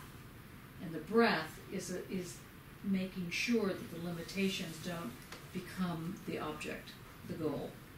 Yeah, it's also, I think, I used to swim a lot, every day in the sea, so it's not just like swimming in the pool, because you have to be aware of all the currents and all the waves and everything. And it's also about how you breathe and how you maintain that kind of level of breath that with everything that goes around you, it still remain calm, and that's how you can actually manage to swim into the ocean and not drown. Yeah. Okay. Yeah. So and you have all those limitations. It's always they are always the same in a way, but they're always different as well. And the training is that I guess it's creating a sort of calmness, or you kind of forget in a way what is around you, but you're not really. It's not that you're not aware of it, or you're unaware of it, but it's not frightening in that sense. And you're not consider them as objects, like a wave coming, and then you like say, "Oh my God, it's like 2 meter wave." You're not thinking about that. You're thinking about what's on the other end, or you can maintain the movement. And that's what's important, not the physical object or whatever it is that's around you. And yet the physical object matters. Yeah, it is matter. It is what you need to deal with all the time. So in Edie Gaudet's work that we mentioned in the tutorial, The Forgetting of Aaron Heidegger, that's her point. Her point is that Heidegger, however fabulous he is, and his notion of polices and this and that, he forgets this relationship of how a limit is established, how the discipline is required to maintain that limit, but that's not enough. You need also to have, in this case, the breath, or the movement. And in your case, breath, or the breathing, and the air is central, or you want to make it central in your work, right? Yeah. We spoke about the breath as embodied air. It also, when I was just rolling the words around, I've written down there that aspire and respire. And perspire. And perspire. I was thinking, what did I say? Sorry, they all have the Latin root of spirare, which is to breathe. And that kind of comes back through as well. Like within Romanticism, you often get this talk of spirit of place, and that then becomes potentially interesting. You sort of talk about breath. That could be the name of one of your chapters, spirit. Yeah. So, but yeah, we certainly, obviously, breathing is very important in life, but in exercise. No, but in discipline. Discipline. Or in ascesis, this notion of the training. That's what we're getting at here.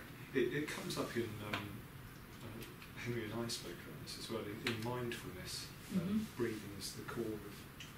And it's about anchor. For people who don't know what mindfulness is, can you just tell me what mindfulness is?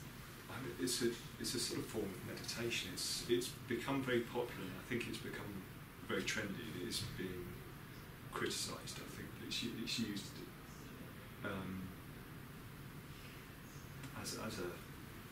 as a regime, but also with specific goals to treat things like depression. Is it like well-being? Yeah, it does tie into that. Yeah, and it's. I think Joe said it's a non-judgmental. Did you say non-judgmental?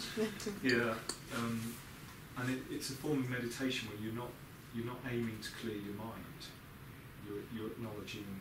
I think that it's acknowledging that the mind wanders. Yeah, so you don't judge what comes into your mind. You sort of label it and just let it be. But a core part of it is about the breathing and focusing on every breath is unique, so it's very much a sort of, it's got the present, I guess, as the heart of it, but it has a sort of spaciousness, and I think when you were talking about swimming, that kind of, there's a limit in that you're discussing the breath, but yet that limit is sort of, is not limiting.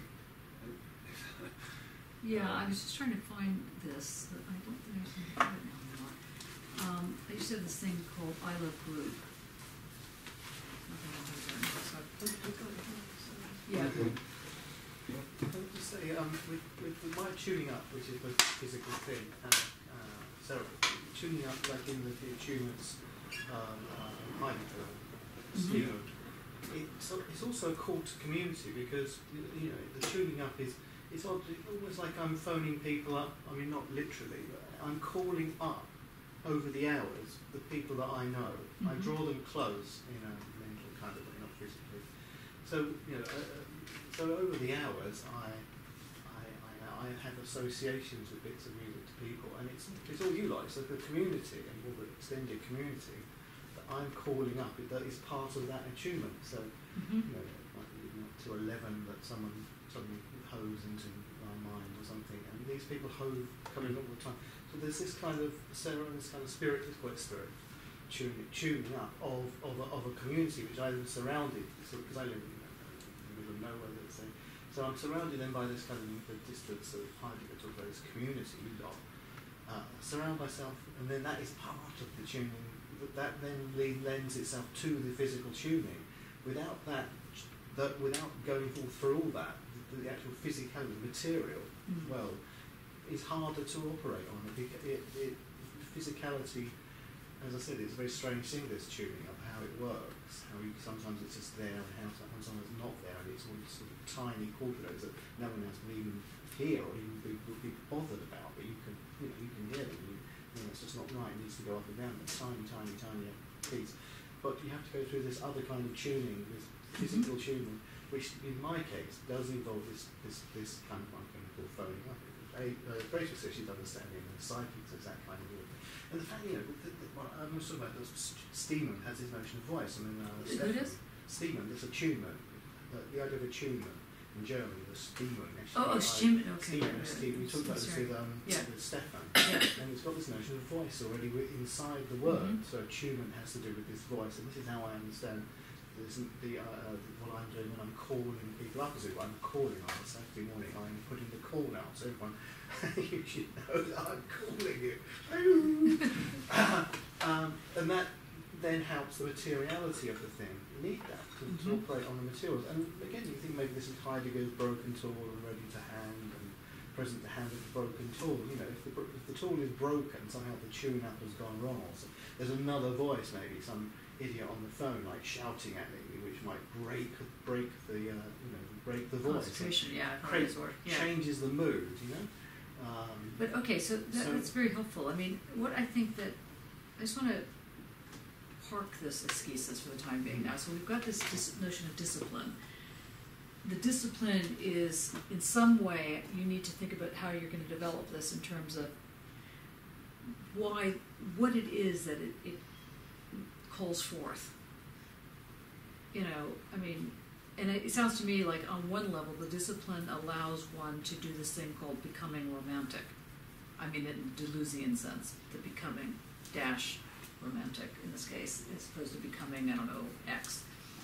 Now, the next word that so it's, and in that sense, ascesis had a lot to do with the question of discipline, taming, air. A lot of things have come into this. Okay, now the next one that I think you need to sort of unpack is this cynic thing. Now, how are you seeing this in your work at this stage? I mean, the cynic is a broad term anyway, so it seemed from reading, when we were reading The Courage of the Truth, that it was... Courage of Truth. Courage of the Truth, so I keep reading off it. Whichever version it is that's misnamed it. They called it Courage of the Truth? The Courage of the Truth, yeah. I've now got it confused in my head. I know one of them's wrong and I don't know which. Courage of Truth. The Courage of Truth. I think, what does that say there on the cover? Courage of truth.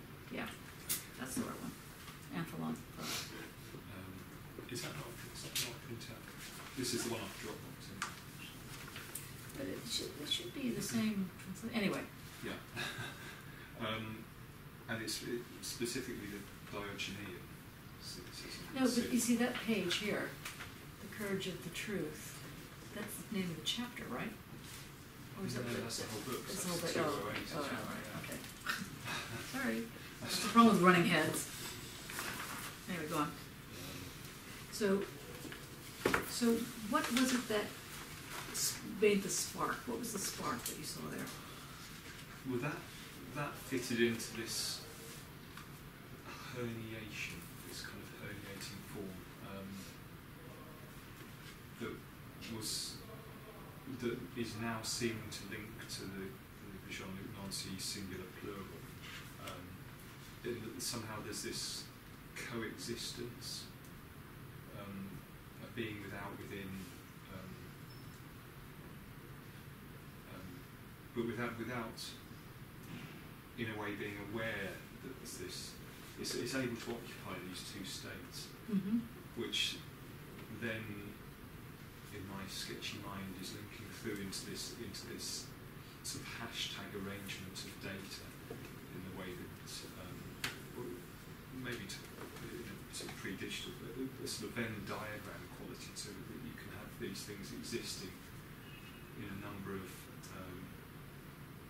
identities. I guess going back to that earlier comment on British landscape. So that this figure is an outsider that is vital to the community, be that a small community of people or the community of humanity, I guess, the sort of worldwide. And there's perhaps an element of the seer as well in there, SWR. What does, sorry to interrupt here, but let's just not go off on that. Let's just stay with cynic. What is it about the cynic that is first and foremost considered particular or interesting for Foucault?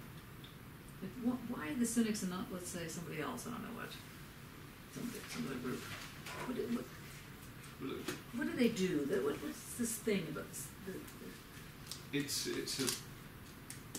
it to do with the fact that they're not choosing to be this thing, that it's a kind of a way of being, and that's for me where it seems to link into these early British romantics, that they weren't labelling themselves. God, this morning I'm going to take this sort of attitude. It was in the spirit of the time for certain people. Would it be fair to say, there's a big jump, okay, would it be fair to say that the cynics, as you stroke Foucault are articulating, is sort of the parallel embodied form of air, of the what happens in ascesis? Ascesis produces something.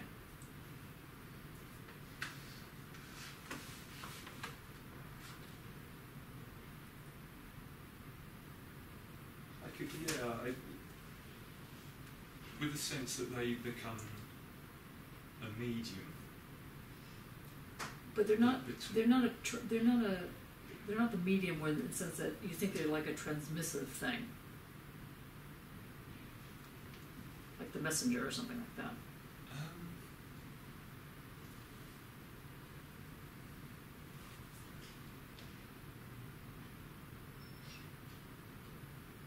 I was thinking more sort of filter, and that they maybe take on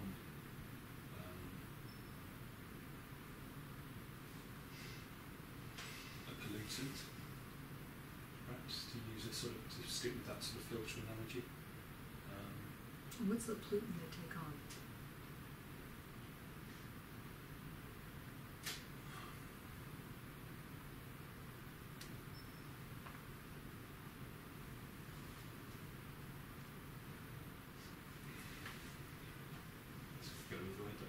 Knowledge of the self.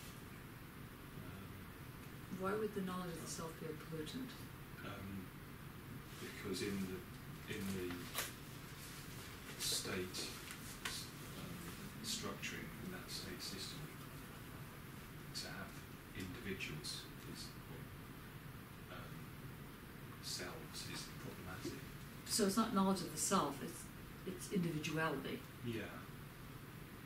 Or it's even that's not quite right. No. It's a narcissism of sorts that's being evacuated. Is that? Yeah, yeah. Not sure about narcissism. So who is Diogenes? Doc.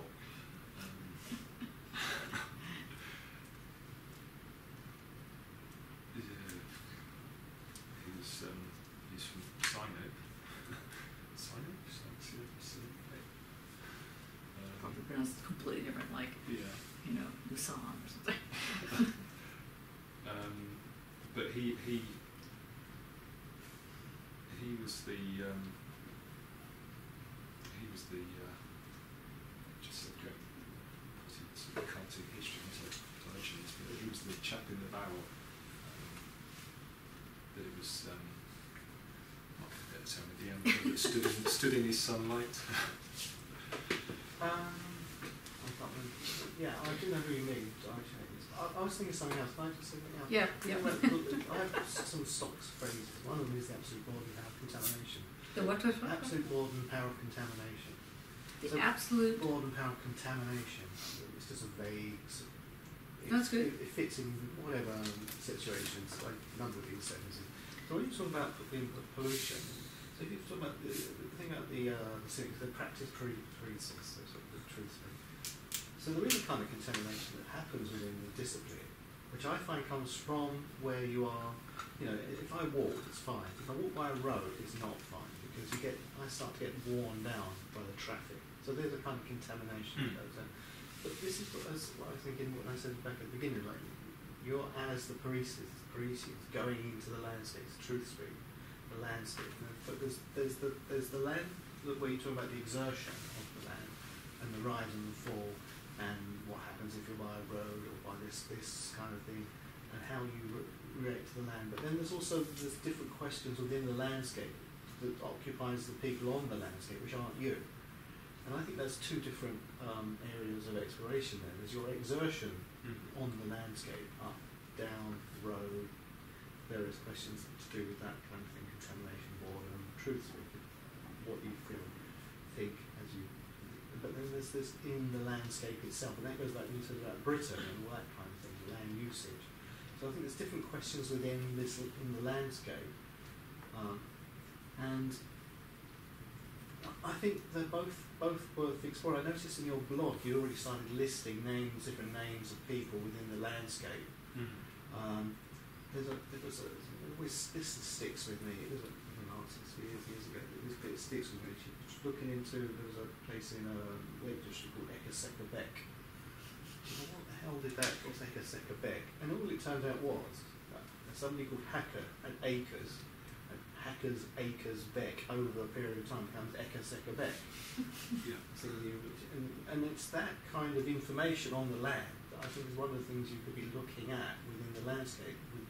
You've got your exertion, but there's a different kind of truth in the land that goes back to the whole idea when I said at the beginning, when Socrates was moved by the prophecy, a question of the prophet that said Socrates is the most intelligent man in Greece or something. That's what sent him on these travels. That's why he went around and was interrogating people to see if I am the most intelligent man. And that's when he found all these different.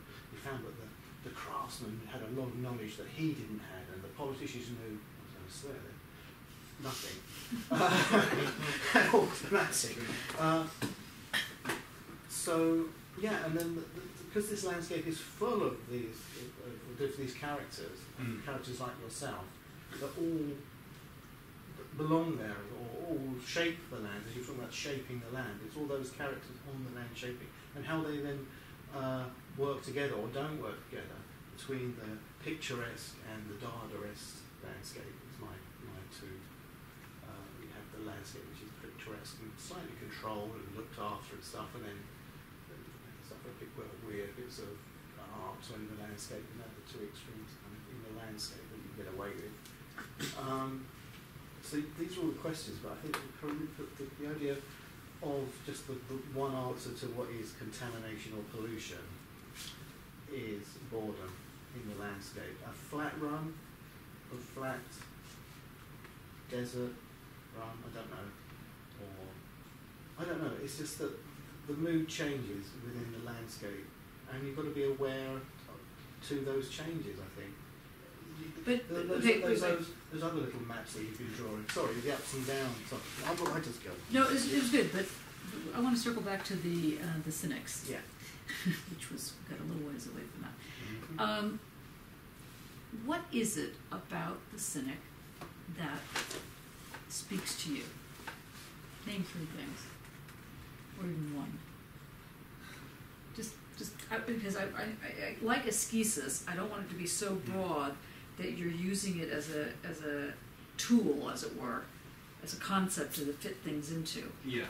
So I want to make sure that you're using this properly.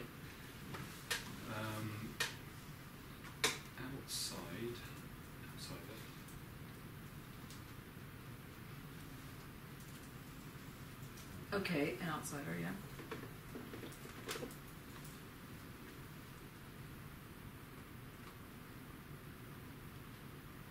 But also the fact that they employ this ascesis, or not, that they employ ascesis. But what do they do? What did the cynics do in order to employ the city? I mean, I feel like if you looked up, I was thinking, looking up on the dictionary, which I always tell you never to do. It's a noun. Number 1, a person who believes that people are motivated purely by self-interest rather than acting for honorable or unselfish reasons. And we know that that's not what is the definition. Number 2, a member of a school of ancient Greek philosophers founded by Anastasines, marked by an ostentatious contempt for ease and pleasure. The movement flourished in the 3rd century BC and revived in the 1st century AD. So now having that sort of, the truth is somewhere between, right? So what is, if that jogs your memory a little bit more about what it is that you're using from the cynic. What is it about, why does the cynic abhor pleasure? Because really they don't abhor pleasure, but what is it about this thing it's been corrupted, just like the mad word that Mark came up with was corrupted over time. The notion of cynic has corrupted over time. So what is it that they're sort of getting at? I mean, cynic. Well, it's going back to awareness. It's the sort of, they're warning against this sort of dumbing and heightening awareness. And so if somebody is like mainly debauched and, I don't know, hanging out and, just drinking and fooling around, stuff like that, then that they're claiming, what does that do to their awareness?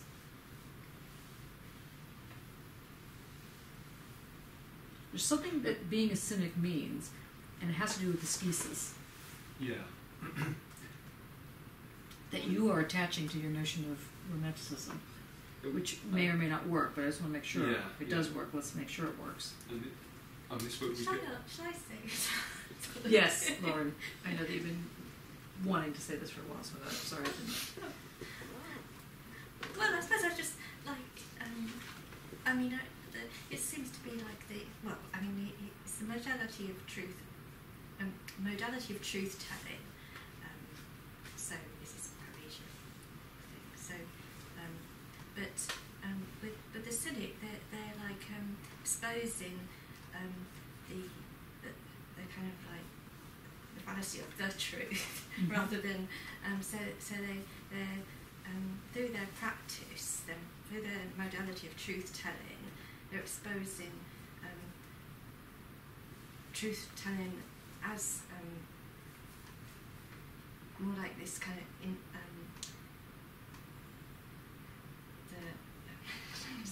You're so close. Well, but the thing is, about, what I've also noticed. no, just going about the truth thing, because you're so close to that. Well, it's this. It's this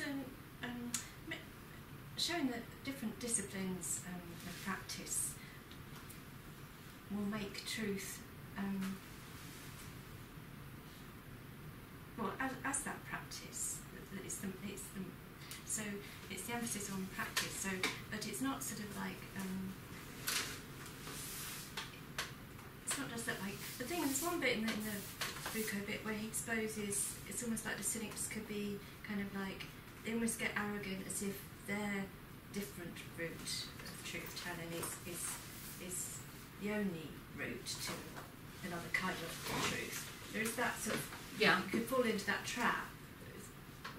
But the other interesting part of it is that because it sort of exposes on one level the construct of the truth, then it opens up the way modalities of practice kind of make truth in this sense where it's not kind of this essentialist entity, but also it's not this kind of I was thinking the thing in the Foucault where he's talking about the sense of, there's one bit in that early chapter bit, he's talking about telling all, the aspect of telling all. So this is where you can relate it to the sort of notion of unity or universals, or what is your notion of all? Is it the whole which divides into parts, or is it the all of interference and coherence? So have we got, when you go into the landscape and you're deploying this practice of running an exertion, is it because what you want is a reciprocity which an entrainment will trigger a coherence, which is like this truth-telling difference, rather than kind of like just the reciprocal capture of Stenger's, where just get the method that if I do this, I'm going to get this. So it's like so like there's these sort of methods of running. Well, I saw your video with sort of running. That was good. So I don't know. So I can sort of see this sort of different engagement with the landscape for this exertion idea is potentially the rebinding is for what will work over the training, because training could just be a sort of repetition, but it seems like if you like alert to it, it's opening up what works over it beyond what you can control about it. So just back up slightly, because did you get the thing about the coherence and the interference? Yeah, I don't. This is very important. This is such a critical aspect for and what that's you're doing. the bit that I haven't got my head around yet. Can The you reciprocity. say it again? Because I think it's very crucial. The scandal of truth. It's so nice. It's so nice you raise it again, because see, the truth, if it's seen from one sort of perspective, it seems like it's this pure. But the scandal of truth is precisely that it's not pure, that it is precisely this other thing that's going on, which is what you're talking about, which is what the cynics are pointing out, and also what the romantics let in. And this ties in also to where you sort of have a state-sponsored truth. Would it as well, where that sort of is a top-down thing? You could, but why do you want to bring in state-sponsored truth? Well, that's not. Yes, that's correct. But there's a why. Sorry, that ties into why the cynic becomes this outsider. Oh, I see, because they're outside the state-sponsored truth. Yeah. Which is sort of where the masses will obviously be aligned with the population. Would that make sense? Whereas it does, but I'd be very careful. Well, yes, go much slower than you're going. You're trying to race ahead there. I mean, just follow start again with the scandal and the coherence, interference. I mean, with your thing about air, I suppose I was thinking about the atmospherics of these different environments you're running in, and so it's sort of, but also seems to be the engagement with the thinking. So, and obviously, like the piece you live in, sort of live in mountains, which is talking about altitude. So these different, which obviously sort of running in different sort of physical environments, and there's a whole sort of disciplines of entrainment there. These are sort of like the ingredients or the imitations that you could be aware of, sort of like practice, but then it's sort of it's what will work over it that you'll then hear, that will be the event of it rather than sort of. But I suppose one of the things I've encountered in the Stenger's, which was in relation to her cosmopolitics, is she contrasts reciprocal capture with asymmetrical capture. So, And what did she mean by capture here? well, if you imagine the system where, so if you imagine sort of man's artifice of production, so he uses the physics to set up, so it reduces what's involved, so the pendulum or the ball bearings on the slope. These are systems where there's sort of they're trying to sort of make it closed off in a way, as opposed to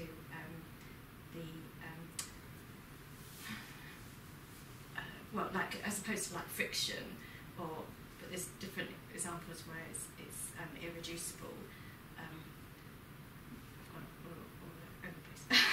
Well, let's just circle back. So with what you're arguing here, I want to circle back to this scandal of truth, because to me this is, at least in part, what you're trying to get at with the cynics, and it's also what the romantics are about. That they're called romantics makes it seem like they're all like, lovey-doveys, really, in the lay sense. And we know that that's precisely not the case. That what actually is happening is that they form a very very specific sense of an outsider that you're getting at here. But this outsider is not outside of a system. It is just a system of difference.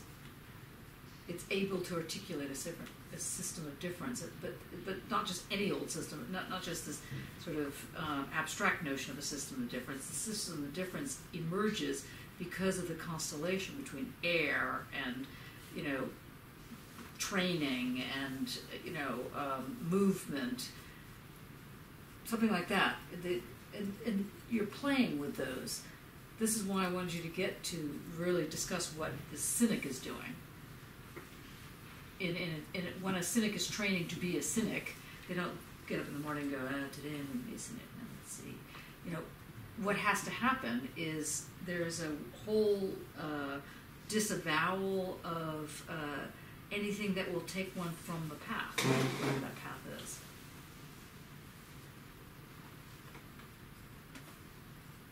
Now, it is marked with this thing about pleasure and, whatever that's sort of annoying. And so part of your argument, and part of the British romantic, or anyway, the romantic argument, is precisely the pleasure is part of the game.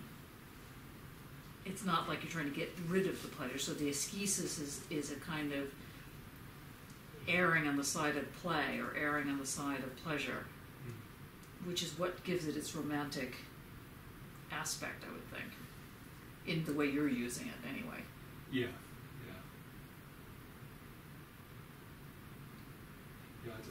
That possibly links through to there's a popular bell running book called Feet in the Clouds, I think. And his whole first chapter is this hell that he's enduring on a run through the Lake District. And he basically ends the first chapter and he says, "This, may I add, I do for pleasure." And there's something within that that's simplifying it a bit, perhaps, but is that sort of. But it's, the whole, again, then this gets to the question of pain as a focal point. Pain has the fantastic way of, focusing the mind. There's always the joke that if your finger hurts and someone steps on your toe to get you to go in a different direction. Like, this is something that Foucault worries about. Yes. Modern understanding of the cynic is that it's about this individualism and intensity, and the ancient cynic is more of this scandalous truth to it. What page are you on? I'll read it out if you like. Yes. 180.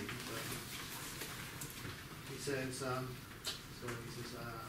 finally, especially in these interpretations, and these are three people who've written modern books on cynicism. So finally, especially in interpretations, whether of Galen, Heinrich or Tillich, cynicism is always presented as sort of individualism of self-assertion, intensification of the specific existence of natural and animal existence, of existence at any rate in its extreme singularity, whether this is in opposition or reaction to the breakup of the social structures of antiquity, or space with the observability of the modern world. Based on the analysis of cynicism on this theme of individualism, however, we're in danger of missing what, from my point of view, is one of its fundamental dimensions, that is to say, the problem which is at the core of cynicism of establishing a relationship between forms of existence and manifestation of truth. It seems to me that that it is the form of existence as living scandal of the truth that is at the heart of cynicism, at least as much as the famous individualism we're in the habit of finding so frequent with regard to everything. Can you just read that sentence again? The previous one The about the last scandal, one. yeah. It seems to me that it is the form of existence as living scandal just slower, of the slower. truth that is at the heart of cynicism, at least as much as the famous individualism we are in the habit of finding so frequently with regard to everything and anything. So we have the- Translation. Uh, I mean, it's pretty simple, but it's just saying repeat it the again. modern, like Phil Walker was going on about the singularity of my experience, intensity of experience, but that's the modern cynic. This people who are saying, well, let's not forget this ancient cynicism, which is a scandalous aspect to it. What Lauren was saying, that sort of going over the edge, I think what Lauren was trying to push, that little bit other relationship that goes a bit extra to the But also to remember that frame. that's excellent. That's excellent. But what I was going to say is that to remember also that if the cynic is not talking about the individual, they are also not talking about a communal that has nothing to do with an individual. That, in other words, there is something about the body that is precious, and the body is one's own body, which is hence care of the self, not a self or the selves. So it's a different form of individualism. It's not the individualism of the I, of the me. It's a form that puts the corporeal senses to the fore, and that's important. So, in other words, it's by saying that they're against individualism, one could maybe say better that it's an against sort of a Cartesian form of the I, or the old version of the Cartesian form of the I. This is an embodied, sensuous relationship that can only exist because there are bodies. It's really crucial that you sort of pull out the nuances of that. The difference between the cynic that becomes, Foucault again talks about the cynic that becomes the Christian ascetic, Yeah, which you is said kind of yeah. antibody. Yeah, that's right. It's still of the body. It's Yeah. still quite disciplined, very disciplined. Yeah, But there's a different kind of discipline. Yes. The antibody in a way. yeah. That's good, I like that. And then you go back to the dog and the Diogenes, and not really caring about his appearance. And the guy says, "Well, I'm naked. If you want to marry, you have to be naked as well. For all that's the way we are, the being, this kind of thing." So there's different mixes of this cynicism. The Christianity is prophetic and parousiac, as opposed to the Greek. When he talks about that being more the sage, like the wisdom and the Greek. So there's different mixes of this idea of cynicism. Yeah. And whatever the mixes are that you're going to start playing with, somehow that's going to create this atmosphere called British Romantic, or this thing called British Romantic. Maybe it's not even an atmosphere. And at the moment, I see this sort of big map that you're creating that has these little like sort of caverns and things, and eventually we're going to put them together so that you actually have ways that you can link one argument to another argument. Yeah. So at the moment, yes, you're right that the cynic, well, let's just take as a given that you're right, that the cynic is connected to this thing called British Romanticism, or Romanticism as we're understanding it, just colloquial here. But now we need to really make sure that you're not taking a concept and applying it, that you're actually inhabiting the concept. So we have just a little bit more time. I'll put something. Yeah, go on. Well, I suppose I mentioned that reciprocity, Reciprocity, yeah. because it came across in your Merleau-Ponty reference. But I suppose I think there's sort of danger with the reciprocity. Reciprocity, yeah. Yeah, of like it sort of falling back into like still falling back into the sort of cause and effect kind of thing rather than sort of what works over something. So like the asymmetrical reciprocity, which I think this because this is, and I think this Merleau-Ponty doesn't necessarily get to that because he says here only by affirming the elementness of perceived things to be an our worth to emerge directly from the depths of our ongoing reciprocity with the world. So we've got sort of the world and we've got us still, our ongoing. It's sort of like there's too much sort of possession of the hour and the world over there, and there's we're giving and taking things with it. Well, this is where sort of rebinded in that way rather than something like, well, rather than this kind of superpositional coherence. Or aspect. what Pickering was saying earlier on in the comments, I was making this mangled thing. Yeah. You know, which, okay, it's been developed much better in terms of superpositionality and what you're saying, but it's a useful way in, I think, just to think, you know, how does one talk about these combinations and at the same time not again do us versus them, animal versus human, you know, whatever, world versus us. So they're kind of like, because you're sort of looking at environment, and in sort of the environments, the sort of sciences, sort of with climate kind of, I think there's a more latest sort of developments in the sort of science with the climates, and they're looking at this more kind of entanglement aspect of, well, climate with the altitudes and atmospherics, it's sort of, they're already into that zone is very much sort of more where it's sort of unfolded. So it's not like an well, there's that sort of sorry. Well, I always think like with sort of the science of climate change in a way, it's sort of it's been a way which is made accessible. This kind of superpositional and discourses of coherence, this kind of all these kind of terms, they sort of come with that science. So, but in terms of like, if you're thinking about these physical exertion in these different uphills and things, it seems like you're very much immersed in those kind of different contrasts. Or I'm saying it really messily, but there seems to be something that would lend itself to sort of what you're doing there. Rather, it's not like a sort of picturesque kind of engagement with it. There's another zone of engagement, perhaps that relates to this rugged of physicality now. Yeah. But don't you think that then the word that Mark was using, scandal, is a slightly more useful word than messy? Not that messy isn't useful, but messy just sounds like it's just chaotic. I just meant I was being messy in articulating. Oh, I see. Not being very precise in what I was trying to say.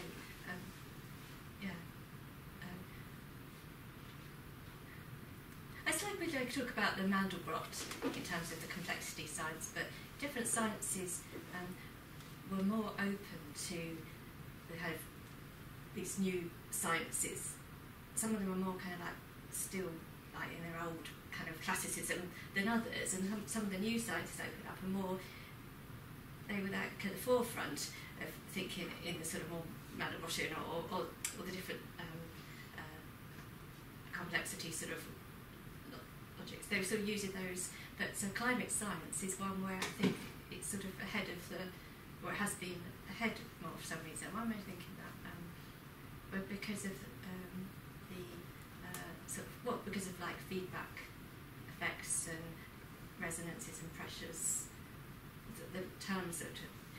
But so are you going to be getting into? So in your thesis, generally speaking, do you have a sense of the way in which the chapters? I know this is probably like no is the answer, but like if you could just pull out 5 chapters, I know that in the end you'll only have 3, but if you had 5 chapters, let's say one would be on ascesis and its relationship with air and all this kind of. The second thing might be on the cynics. Then where do you go from there? Where do you think you're going to go from there? Yeah,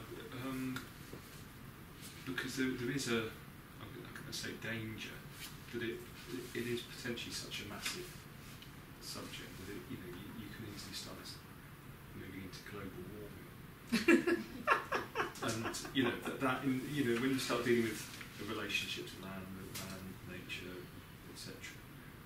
Well, I mean, eventually you were thinking about going into ecophagy or whatever it's called. Ecosophy, yeah. Ecosophy. And that's still there, but I see that now as a sort of broad brush kind of background. Mm-hmm. Maybe in a way like the cynicism is, that it's a way of being that you not that you don't question, but that is, I don't know, it's somehow, and again not taken as given quite, but already colours. So okay, well, let's put it like something. Let's say the first one was ascesis or something like that, and within it this question of air. So where does exertion fit then? Is it going to be, you think, in that chapter? I mean, every student has their own way of doing their PhDs, I've found in my life. Like, for example, when Mark did his PhD, he had the whole of the PhD, this is my view of your version of doing PhD, which is probably completely wrong, but from the way I looked at it, he had the whole thing in a little tiny seed. You just add water and it went bigger, bigger, bigger, bigger, bigger, bigger, bigger. Do you feel like that? Yeah. Okay, yeah. So in your situation, it's like you have a piece here, and you think, and that one probably will fit somehow here. Yeah. And then we've got, and that's okay. That's a totally different way of doing a thesis. And I have this one here, and now what you have to do is be very attentive of what makes you grab something, because there's a logic going on in there that makes you go like that and go, I think exertion has something to do with this. That's bigger than I don't know, picking out what shoes I want to wear when I'm running.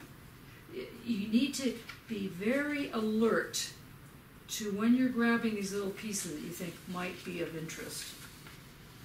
What is it that made you take the grab? And you'll be able then to begin to sort of figure out which ones you're going to foreground, which ones you're going to background.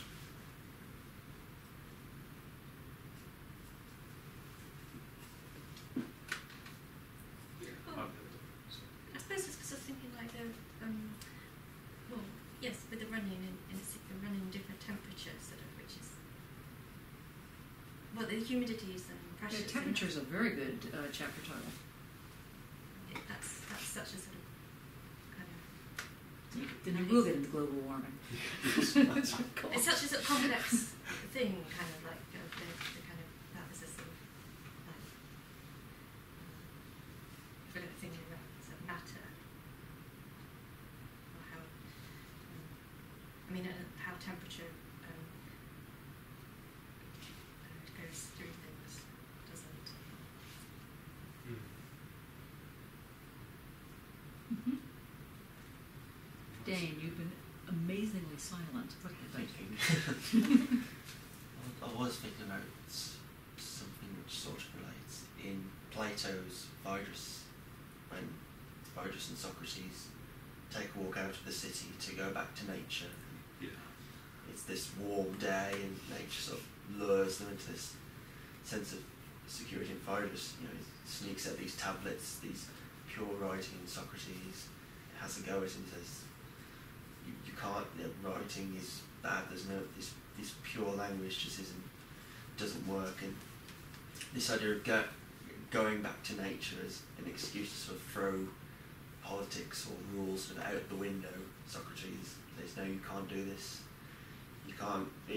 Socrates takes the politics out of the polis or the city and he brings them into nature, the landscape, and yet he doesn't lose that when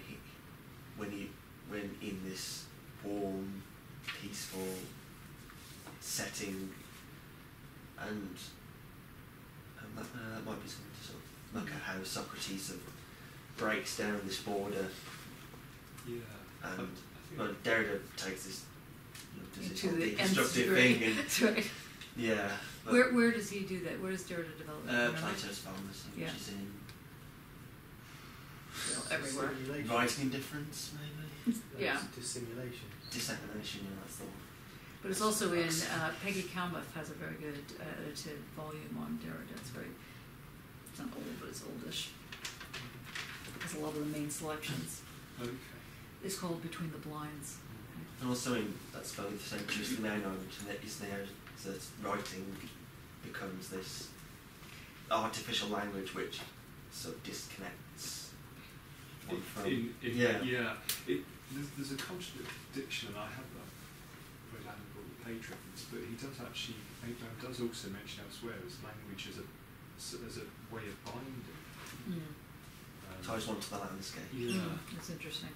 So When it's specific. But I mean, as you know, there's a big debate between what came first, writing or, orality, basically. And, people would say, well, of course,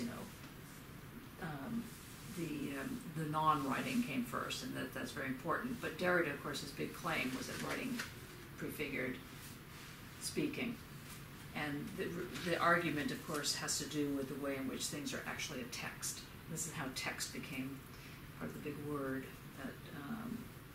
Anyway, be that as it may, just bear that in mind when you're reading Derrida and the relationship between writing, because Foucault is making the argument, following Parmenides, that it's speech that goes before writing, and so on. So there's this whole different paths that are being brought to bear by that little thing between which came first, the writing or the speech. And also the problematic nature of the word nature itself, which is brought up straight away. I tend to go and look at Heidegger in his fundamental concepts of metaphysics, where he talks about nature coming from the Greek, prevailing what prevailed. It has this idea of growth to it. It's a good starting point to put a handle on. But it is depressing nature. that it's Heidegger that's talking about nature. I mean, he's obsessed with the authentic. 17th century or 17th century thought, which also looks into the notion of nature and how it's used in the 17th century. It's massive. Basil Wiley, nature. It's not an old book. Is Wiley is part of Wiley and Sons, the early publishing house? I don't think so. No. Oh. But he does talk about the different way that nature gets utilised in the 17th century, which is where your sort of romantic started from. Problematise the nature of nature because it is a problematic one. Yeah, absolutely. Where the line is. Yeah, and that If there is a line. Yeah. absolutely, and that seems to me to be very central to the argument. That on the one hand there is no line, on the other hand there absolutely is a line. This thing running out in the fields is very different. Yeah. And is a thing we'll call nature versus running in an urban environment, let's say, or being in a running in it, but being in it, which is less. It's nature, but it's not nature as we know it. The Rawls talks about the glacier. Who does? Rorty. Oh, Rorty, yeah. In nature, it talks about the glacier and the intellectual mind, which in history and philosophy tries to escape from nature, as it were. It does, doesn't it? It becomes its other, the real, as it were, and the universal. They try to escape from nature, but then you find it in politics even today with things in education when they try to make things just about maths and physics or English and this kind of thing, or you try to divide the universities and teaching and research was the same kind of thing, but there's still this quest, what he says, for this uniqueness in our nature. Reason comes back, and all the time they keep going back to this. Let's find this out. Go. We just wanted to turn all the schools into mathematics. And throw out the arts. They have thrown out the arts in a lot of places. So that leads me into a little segue everyone knows what tomorrow is, right? Thursday. Thursday. And Thursday, something's happening.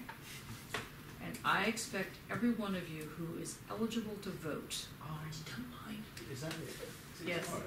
yes, Is please, that still going on? Oh. it is, please, I know it's difficult, please go vote. And please go vote not for UKIP, not for the Tories, the SNP.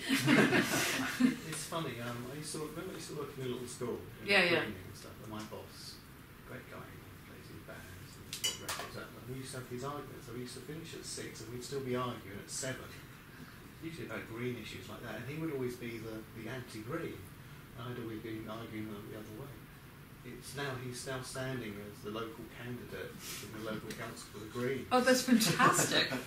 Oh, brilliant. I'm pretty pleased. I'm really proud of it. You know. Well, go vote. I will vote for him. All Yeah, right, I'm just exactly. saying, I said, just go do "You it. have my vote, Phil." You know, Excellent. but, turned around. So he was trying See, it things worked. out. He was trying out the arguments, I Yeah, think, very and important. it's come out. Brilliant. Well, this is a good moment to wrap up. Are there any last words you have to say? No. Drowning, not waving. Yes. Anybody else have any last words? Just Yeah, I think the Phaedrus thing was an excellent point. Just 2 quick references on the singular plural thing. Jean-Luc Nancy did a short essay called The Intruder, which is about his, he's a heart transplant recipient, so he's got this foreign heart in him which keeps him alive, but he also has to take rejection pills for the rest of his life, so he's got this alien being inside him which rejects him but keeps him alive, and it's a good, concise sort of essay. And he also wrote a book with Nicola Barth on the theory of literature and German Romanticism. I've never read it, but it sounds relevant. Yeah, it is relevant. I've read it. Thank you. It's good. I think this is quite exciting. I do too. I love this map. It's growing, growing, growing. I've asked Stuart many times to give it to me. But This is a different, you know, it's a different. yes, Yeah. but I still want it. I'm still happy with any of the versions, but no. Do I get them? No. Lee, do you have anything to add here? No. Yes? No? You almost said something. I suppose my overriding thought through it was just, and this is a thought that I have had through a lot of the other presentations, where does the practice really embed itself in the whole process? I think it's something we probably missed talking about a bit. Anne, what do you think? No idea. Well, it's interesting because everyone's doing practice-led. Yeah. And I always find it quite fascinating that it's called practice-led when we tend to concentrate quite a lot on it. And so you would think that would be fully threaded through. And so that would be my question. Well, I can say one of the things that's not the practice Yeah. is the ascesis, the Right. training, the running. That is not the practice. Yeah. I mean, on the blog I've got, I see it as a sketchbook. There's not finished things there, but they help me move ideas around so that they're coming. I see it as an aid to the thinking in a way, or within the thinking. I don't know. No, it's just fascinating because I'm not really quite sure. Everybody's PhD is practice-led. Just want to say that. Yeah, I know, but I've just it's been a constant fascinating thing for me as to how that practice it kind of materialises in some sense. But I would also say that most of the people, at least here, and I include myself in this, the ability to come across theoretical environments that you can then inhabit as opposed to use as a model is very difficult, and one needs to be sort of disciplined or trained as to how to do that. And my hope is that in that experience, that one's practice begins to have a relationship, not in relationship to the theory, but actually speaks the theory, and that the theory speaks the practice, so that they are both distinguishable but also indistinguishable. Now, technically, if it's practice-led, my thinking of that is that if your theoretical framework is suggesting one thing, but the sort of the way in which you're organizing the thinking is suggesting something else, you go with the organizing of how your thinking is operating. That's why, for example, the exertion and the questions of air, that didn't come out because Stuart was thinking about what is the theoretical construct. It came out because he was paying attention to what, in fact, the whole notion of paying attention was important to this, and so that's what is the lead. I mean, I also consider that this, going back to the question of materiality, the stuff that is in here is a material. Is a material, yeah. Yeah. Not a material, is a material that can be worked with. I thought you said immaterial. So that's and it's working with that material perhaps in a different way to a standard research student, a non-practice led, or however you want to. Yeah, I think that's true. So the material is the pre-existing knowledge that's. But how does that then evolve in? I mean, this isn't a question for another time. I think. No, it's an important question. I mean, I put within my something I wrote at the PhD cert that I would do some manifestation, I think, at the end of each year. So yeah, I've got to come up with a manifestation of that's something other than some written words. I guess is probably what I. Not necessarily. Well, no, not necessarily. But I think it was implied that it was, but obviously that. Well, they're very conservative, say HRC people, so they probably just want, well, then you're going to have a piece of art. Yeah, well, exactly. That's interesting because you kind of think that is that what they? I don't know what is it that people want from the practice. I don't know. What do you want from the practice? Well, I haven't thought about it enough yet. But for me, it would be physical kind of stuff. Yeah, so yeah. I mean, I'll feel that failure if I have something. Yeah, absolutely. So that's. And I do think that it's true for most people in this room, no? Yeah, but I'm interested in the idea of art as a verb as well. That it isn't, or it doesn't have to be an object. Mm-hmm. That it is about the process, or it is a process. Art as processed.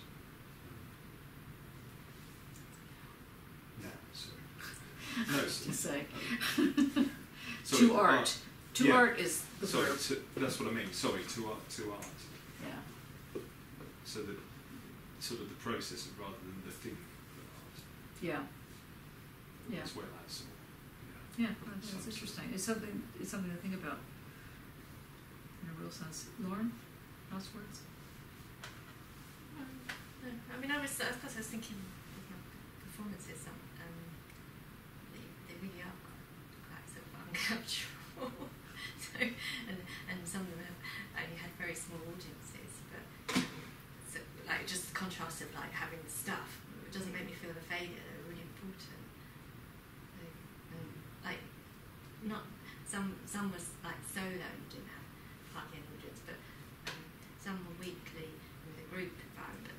It's not like they're documented. There's all this emphasis on trying to document sort of the undocumentable, but you just end up with something else anyway, instead of appreciating what was as it was, sort of that it was what it was, sort of in its isness, kind of, and sort of rather than sort of this sort of fake kind of documentation. Sorry, I don't mean that. No. I'm just thinking sort of in the performance sort of practice with all the sort of media tools. There's sort of some before we had sort of the periods of high definition video.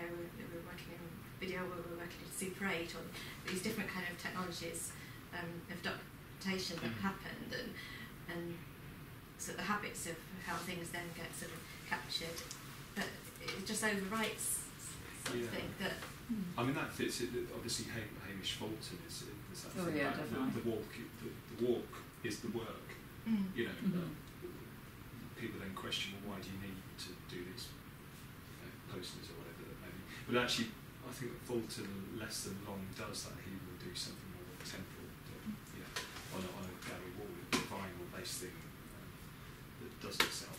So in that sense, the runs could be a piece as well. I mean, so, you know, it's just that if you're using the run, I guess you could use the run as both the esquisses and the art. There's kind of, although possibly opening a can of worms with this comment, I don't want to, there is a strong sort of movement of walking as art, and I don't really want to get into that. I don't feel that that's what this is about. So Right.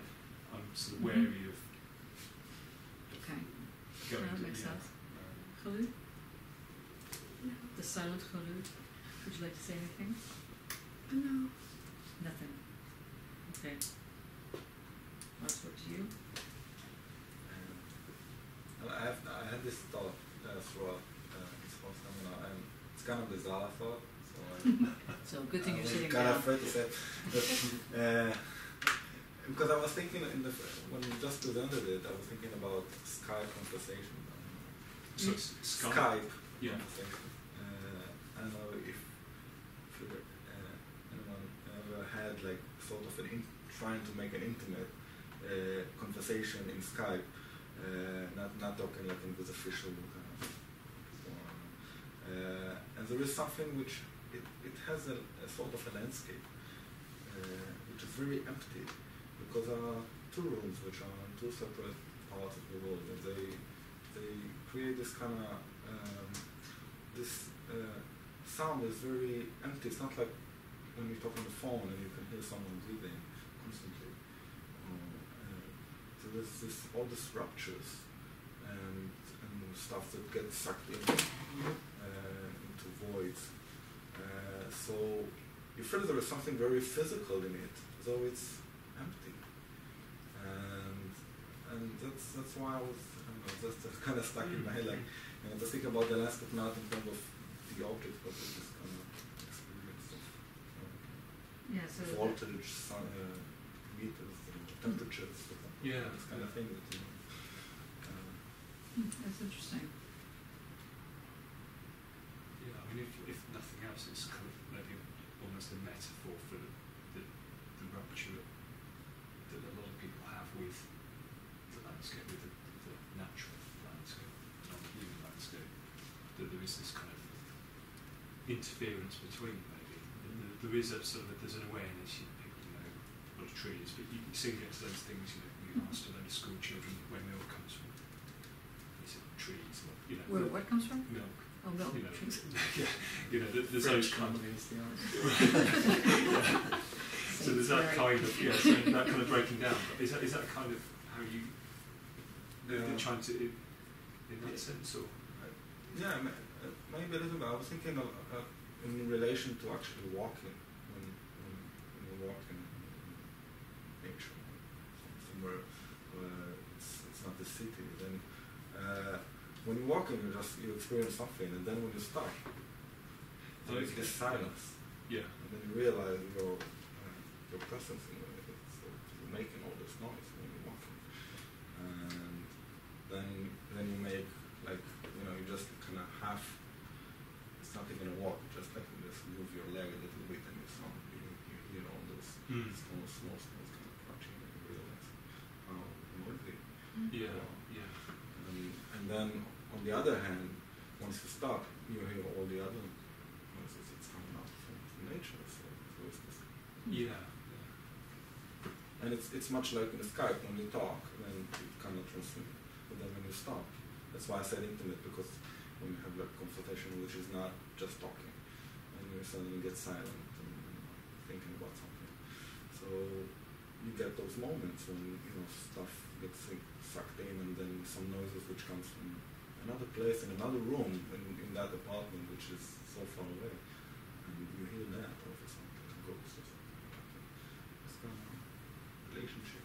I mean, I don't know if I would think that Skype, in the landscape of the Skype versus sort of the wood, they are similar, but the notion that there is a kind of vacuum or a kind of sucking out of the presences into these other areas, I think is quite interesting. It's like bandwidth or something. Yeah. Some environments sort of have a, like sort of shut down on the kind of complexity of bandwidths, and other ones are sort of like, yeah, they're kind of much richer. But then I'm not quite sure that's always really the case. Well, yeah, you can create these artificial kind of narrow shut-off bandwidths, but just like you said with the environment when you're on your Skype, actually, although on one level there's a sort of bandwidth thing, you are still in like the living room or wherever it is, and there's all these other, it's still great complex, there's great huge sort of like width there still, but that's where sort of when we set up experiments, sometimes we shut the bandwidth down, kind of sort of like, or like if actually I sort of past there's this like one of those fitness centres, and they're actually like when they're doing their runs, but they're under the bridge, and they're all in this shut up room. They can see, so it's under London Bridge, so they look out on the wall, and I don't think they can see over to the Thames, but it's also like shut in. I don't know, but I still wouldn't like be, you know, there might be there'll be high humidity in that room, it'll be quite earnest, but that's its own intensity. So, but it's a very different bandwidth from like if you were outside, but it's also a very different bandwidth from like the acoustic bandwidths sort of might be quite silent, but what might be. So I don't know. It's there's sort of extension of bandwidths, but there's also extension of exertion. Yeah. So like exertion has intensities or extensions or something like that. Now, did you give your last words here? So like And then we have to end because we're over time. No, just what the general people are saying here, like Leibniz, simple without parts that enters into composites. Yeah. It's like this change, but no change in the parts. That's what you were saying. But that mirror of the self is different from the world that comes later, the veil of ideas. It's kind of Descartes, post-Descartes bit. No, I've got no ending thought other than that. Sally? No, just like history. Okay, very good. Good. It's like a lot. Next week. And this will Lauren, please introduce yourself. Yes, so next week, Lauren, week after that is the matter. It's the matter. Because what's the matter? That's what we should call it. This Saturday, is it It's this Saturday. Is it like the same place as the cheese cake was? Is that roughly where it is? No.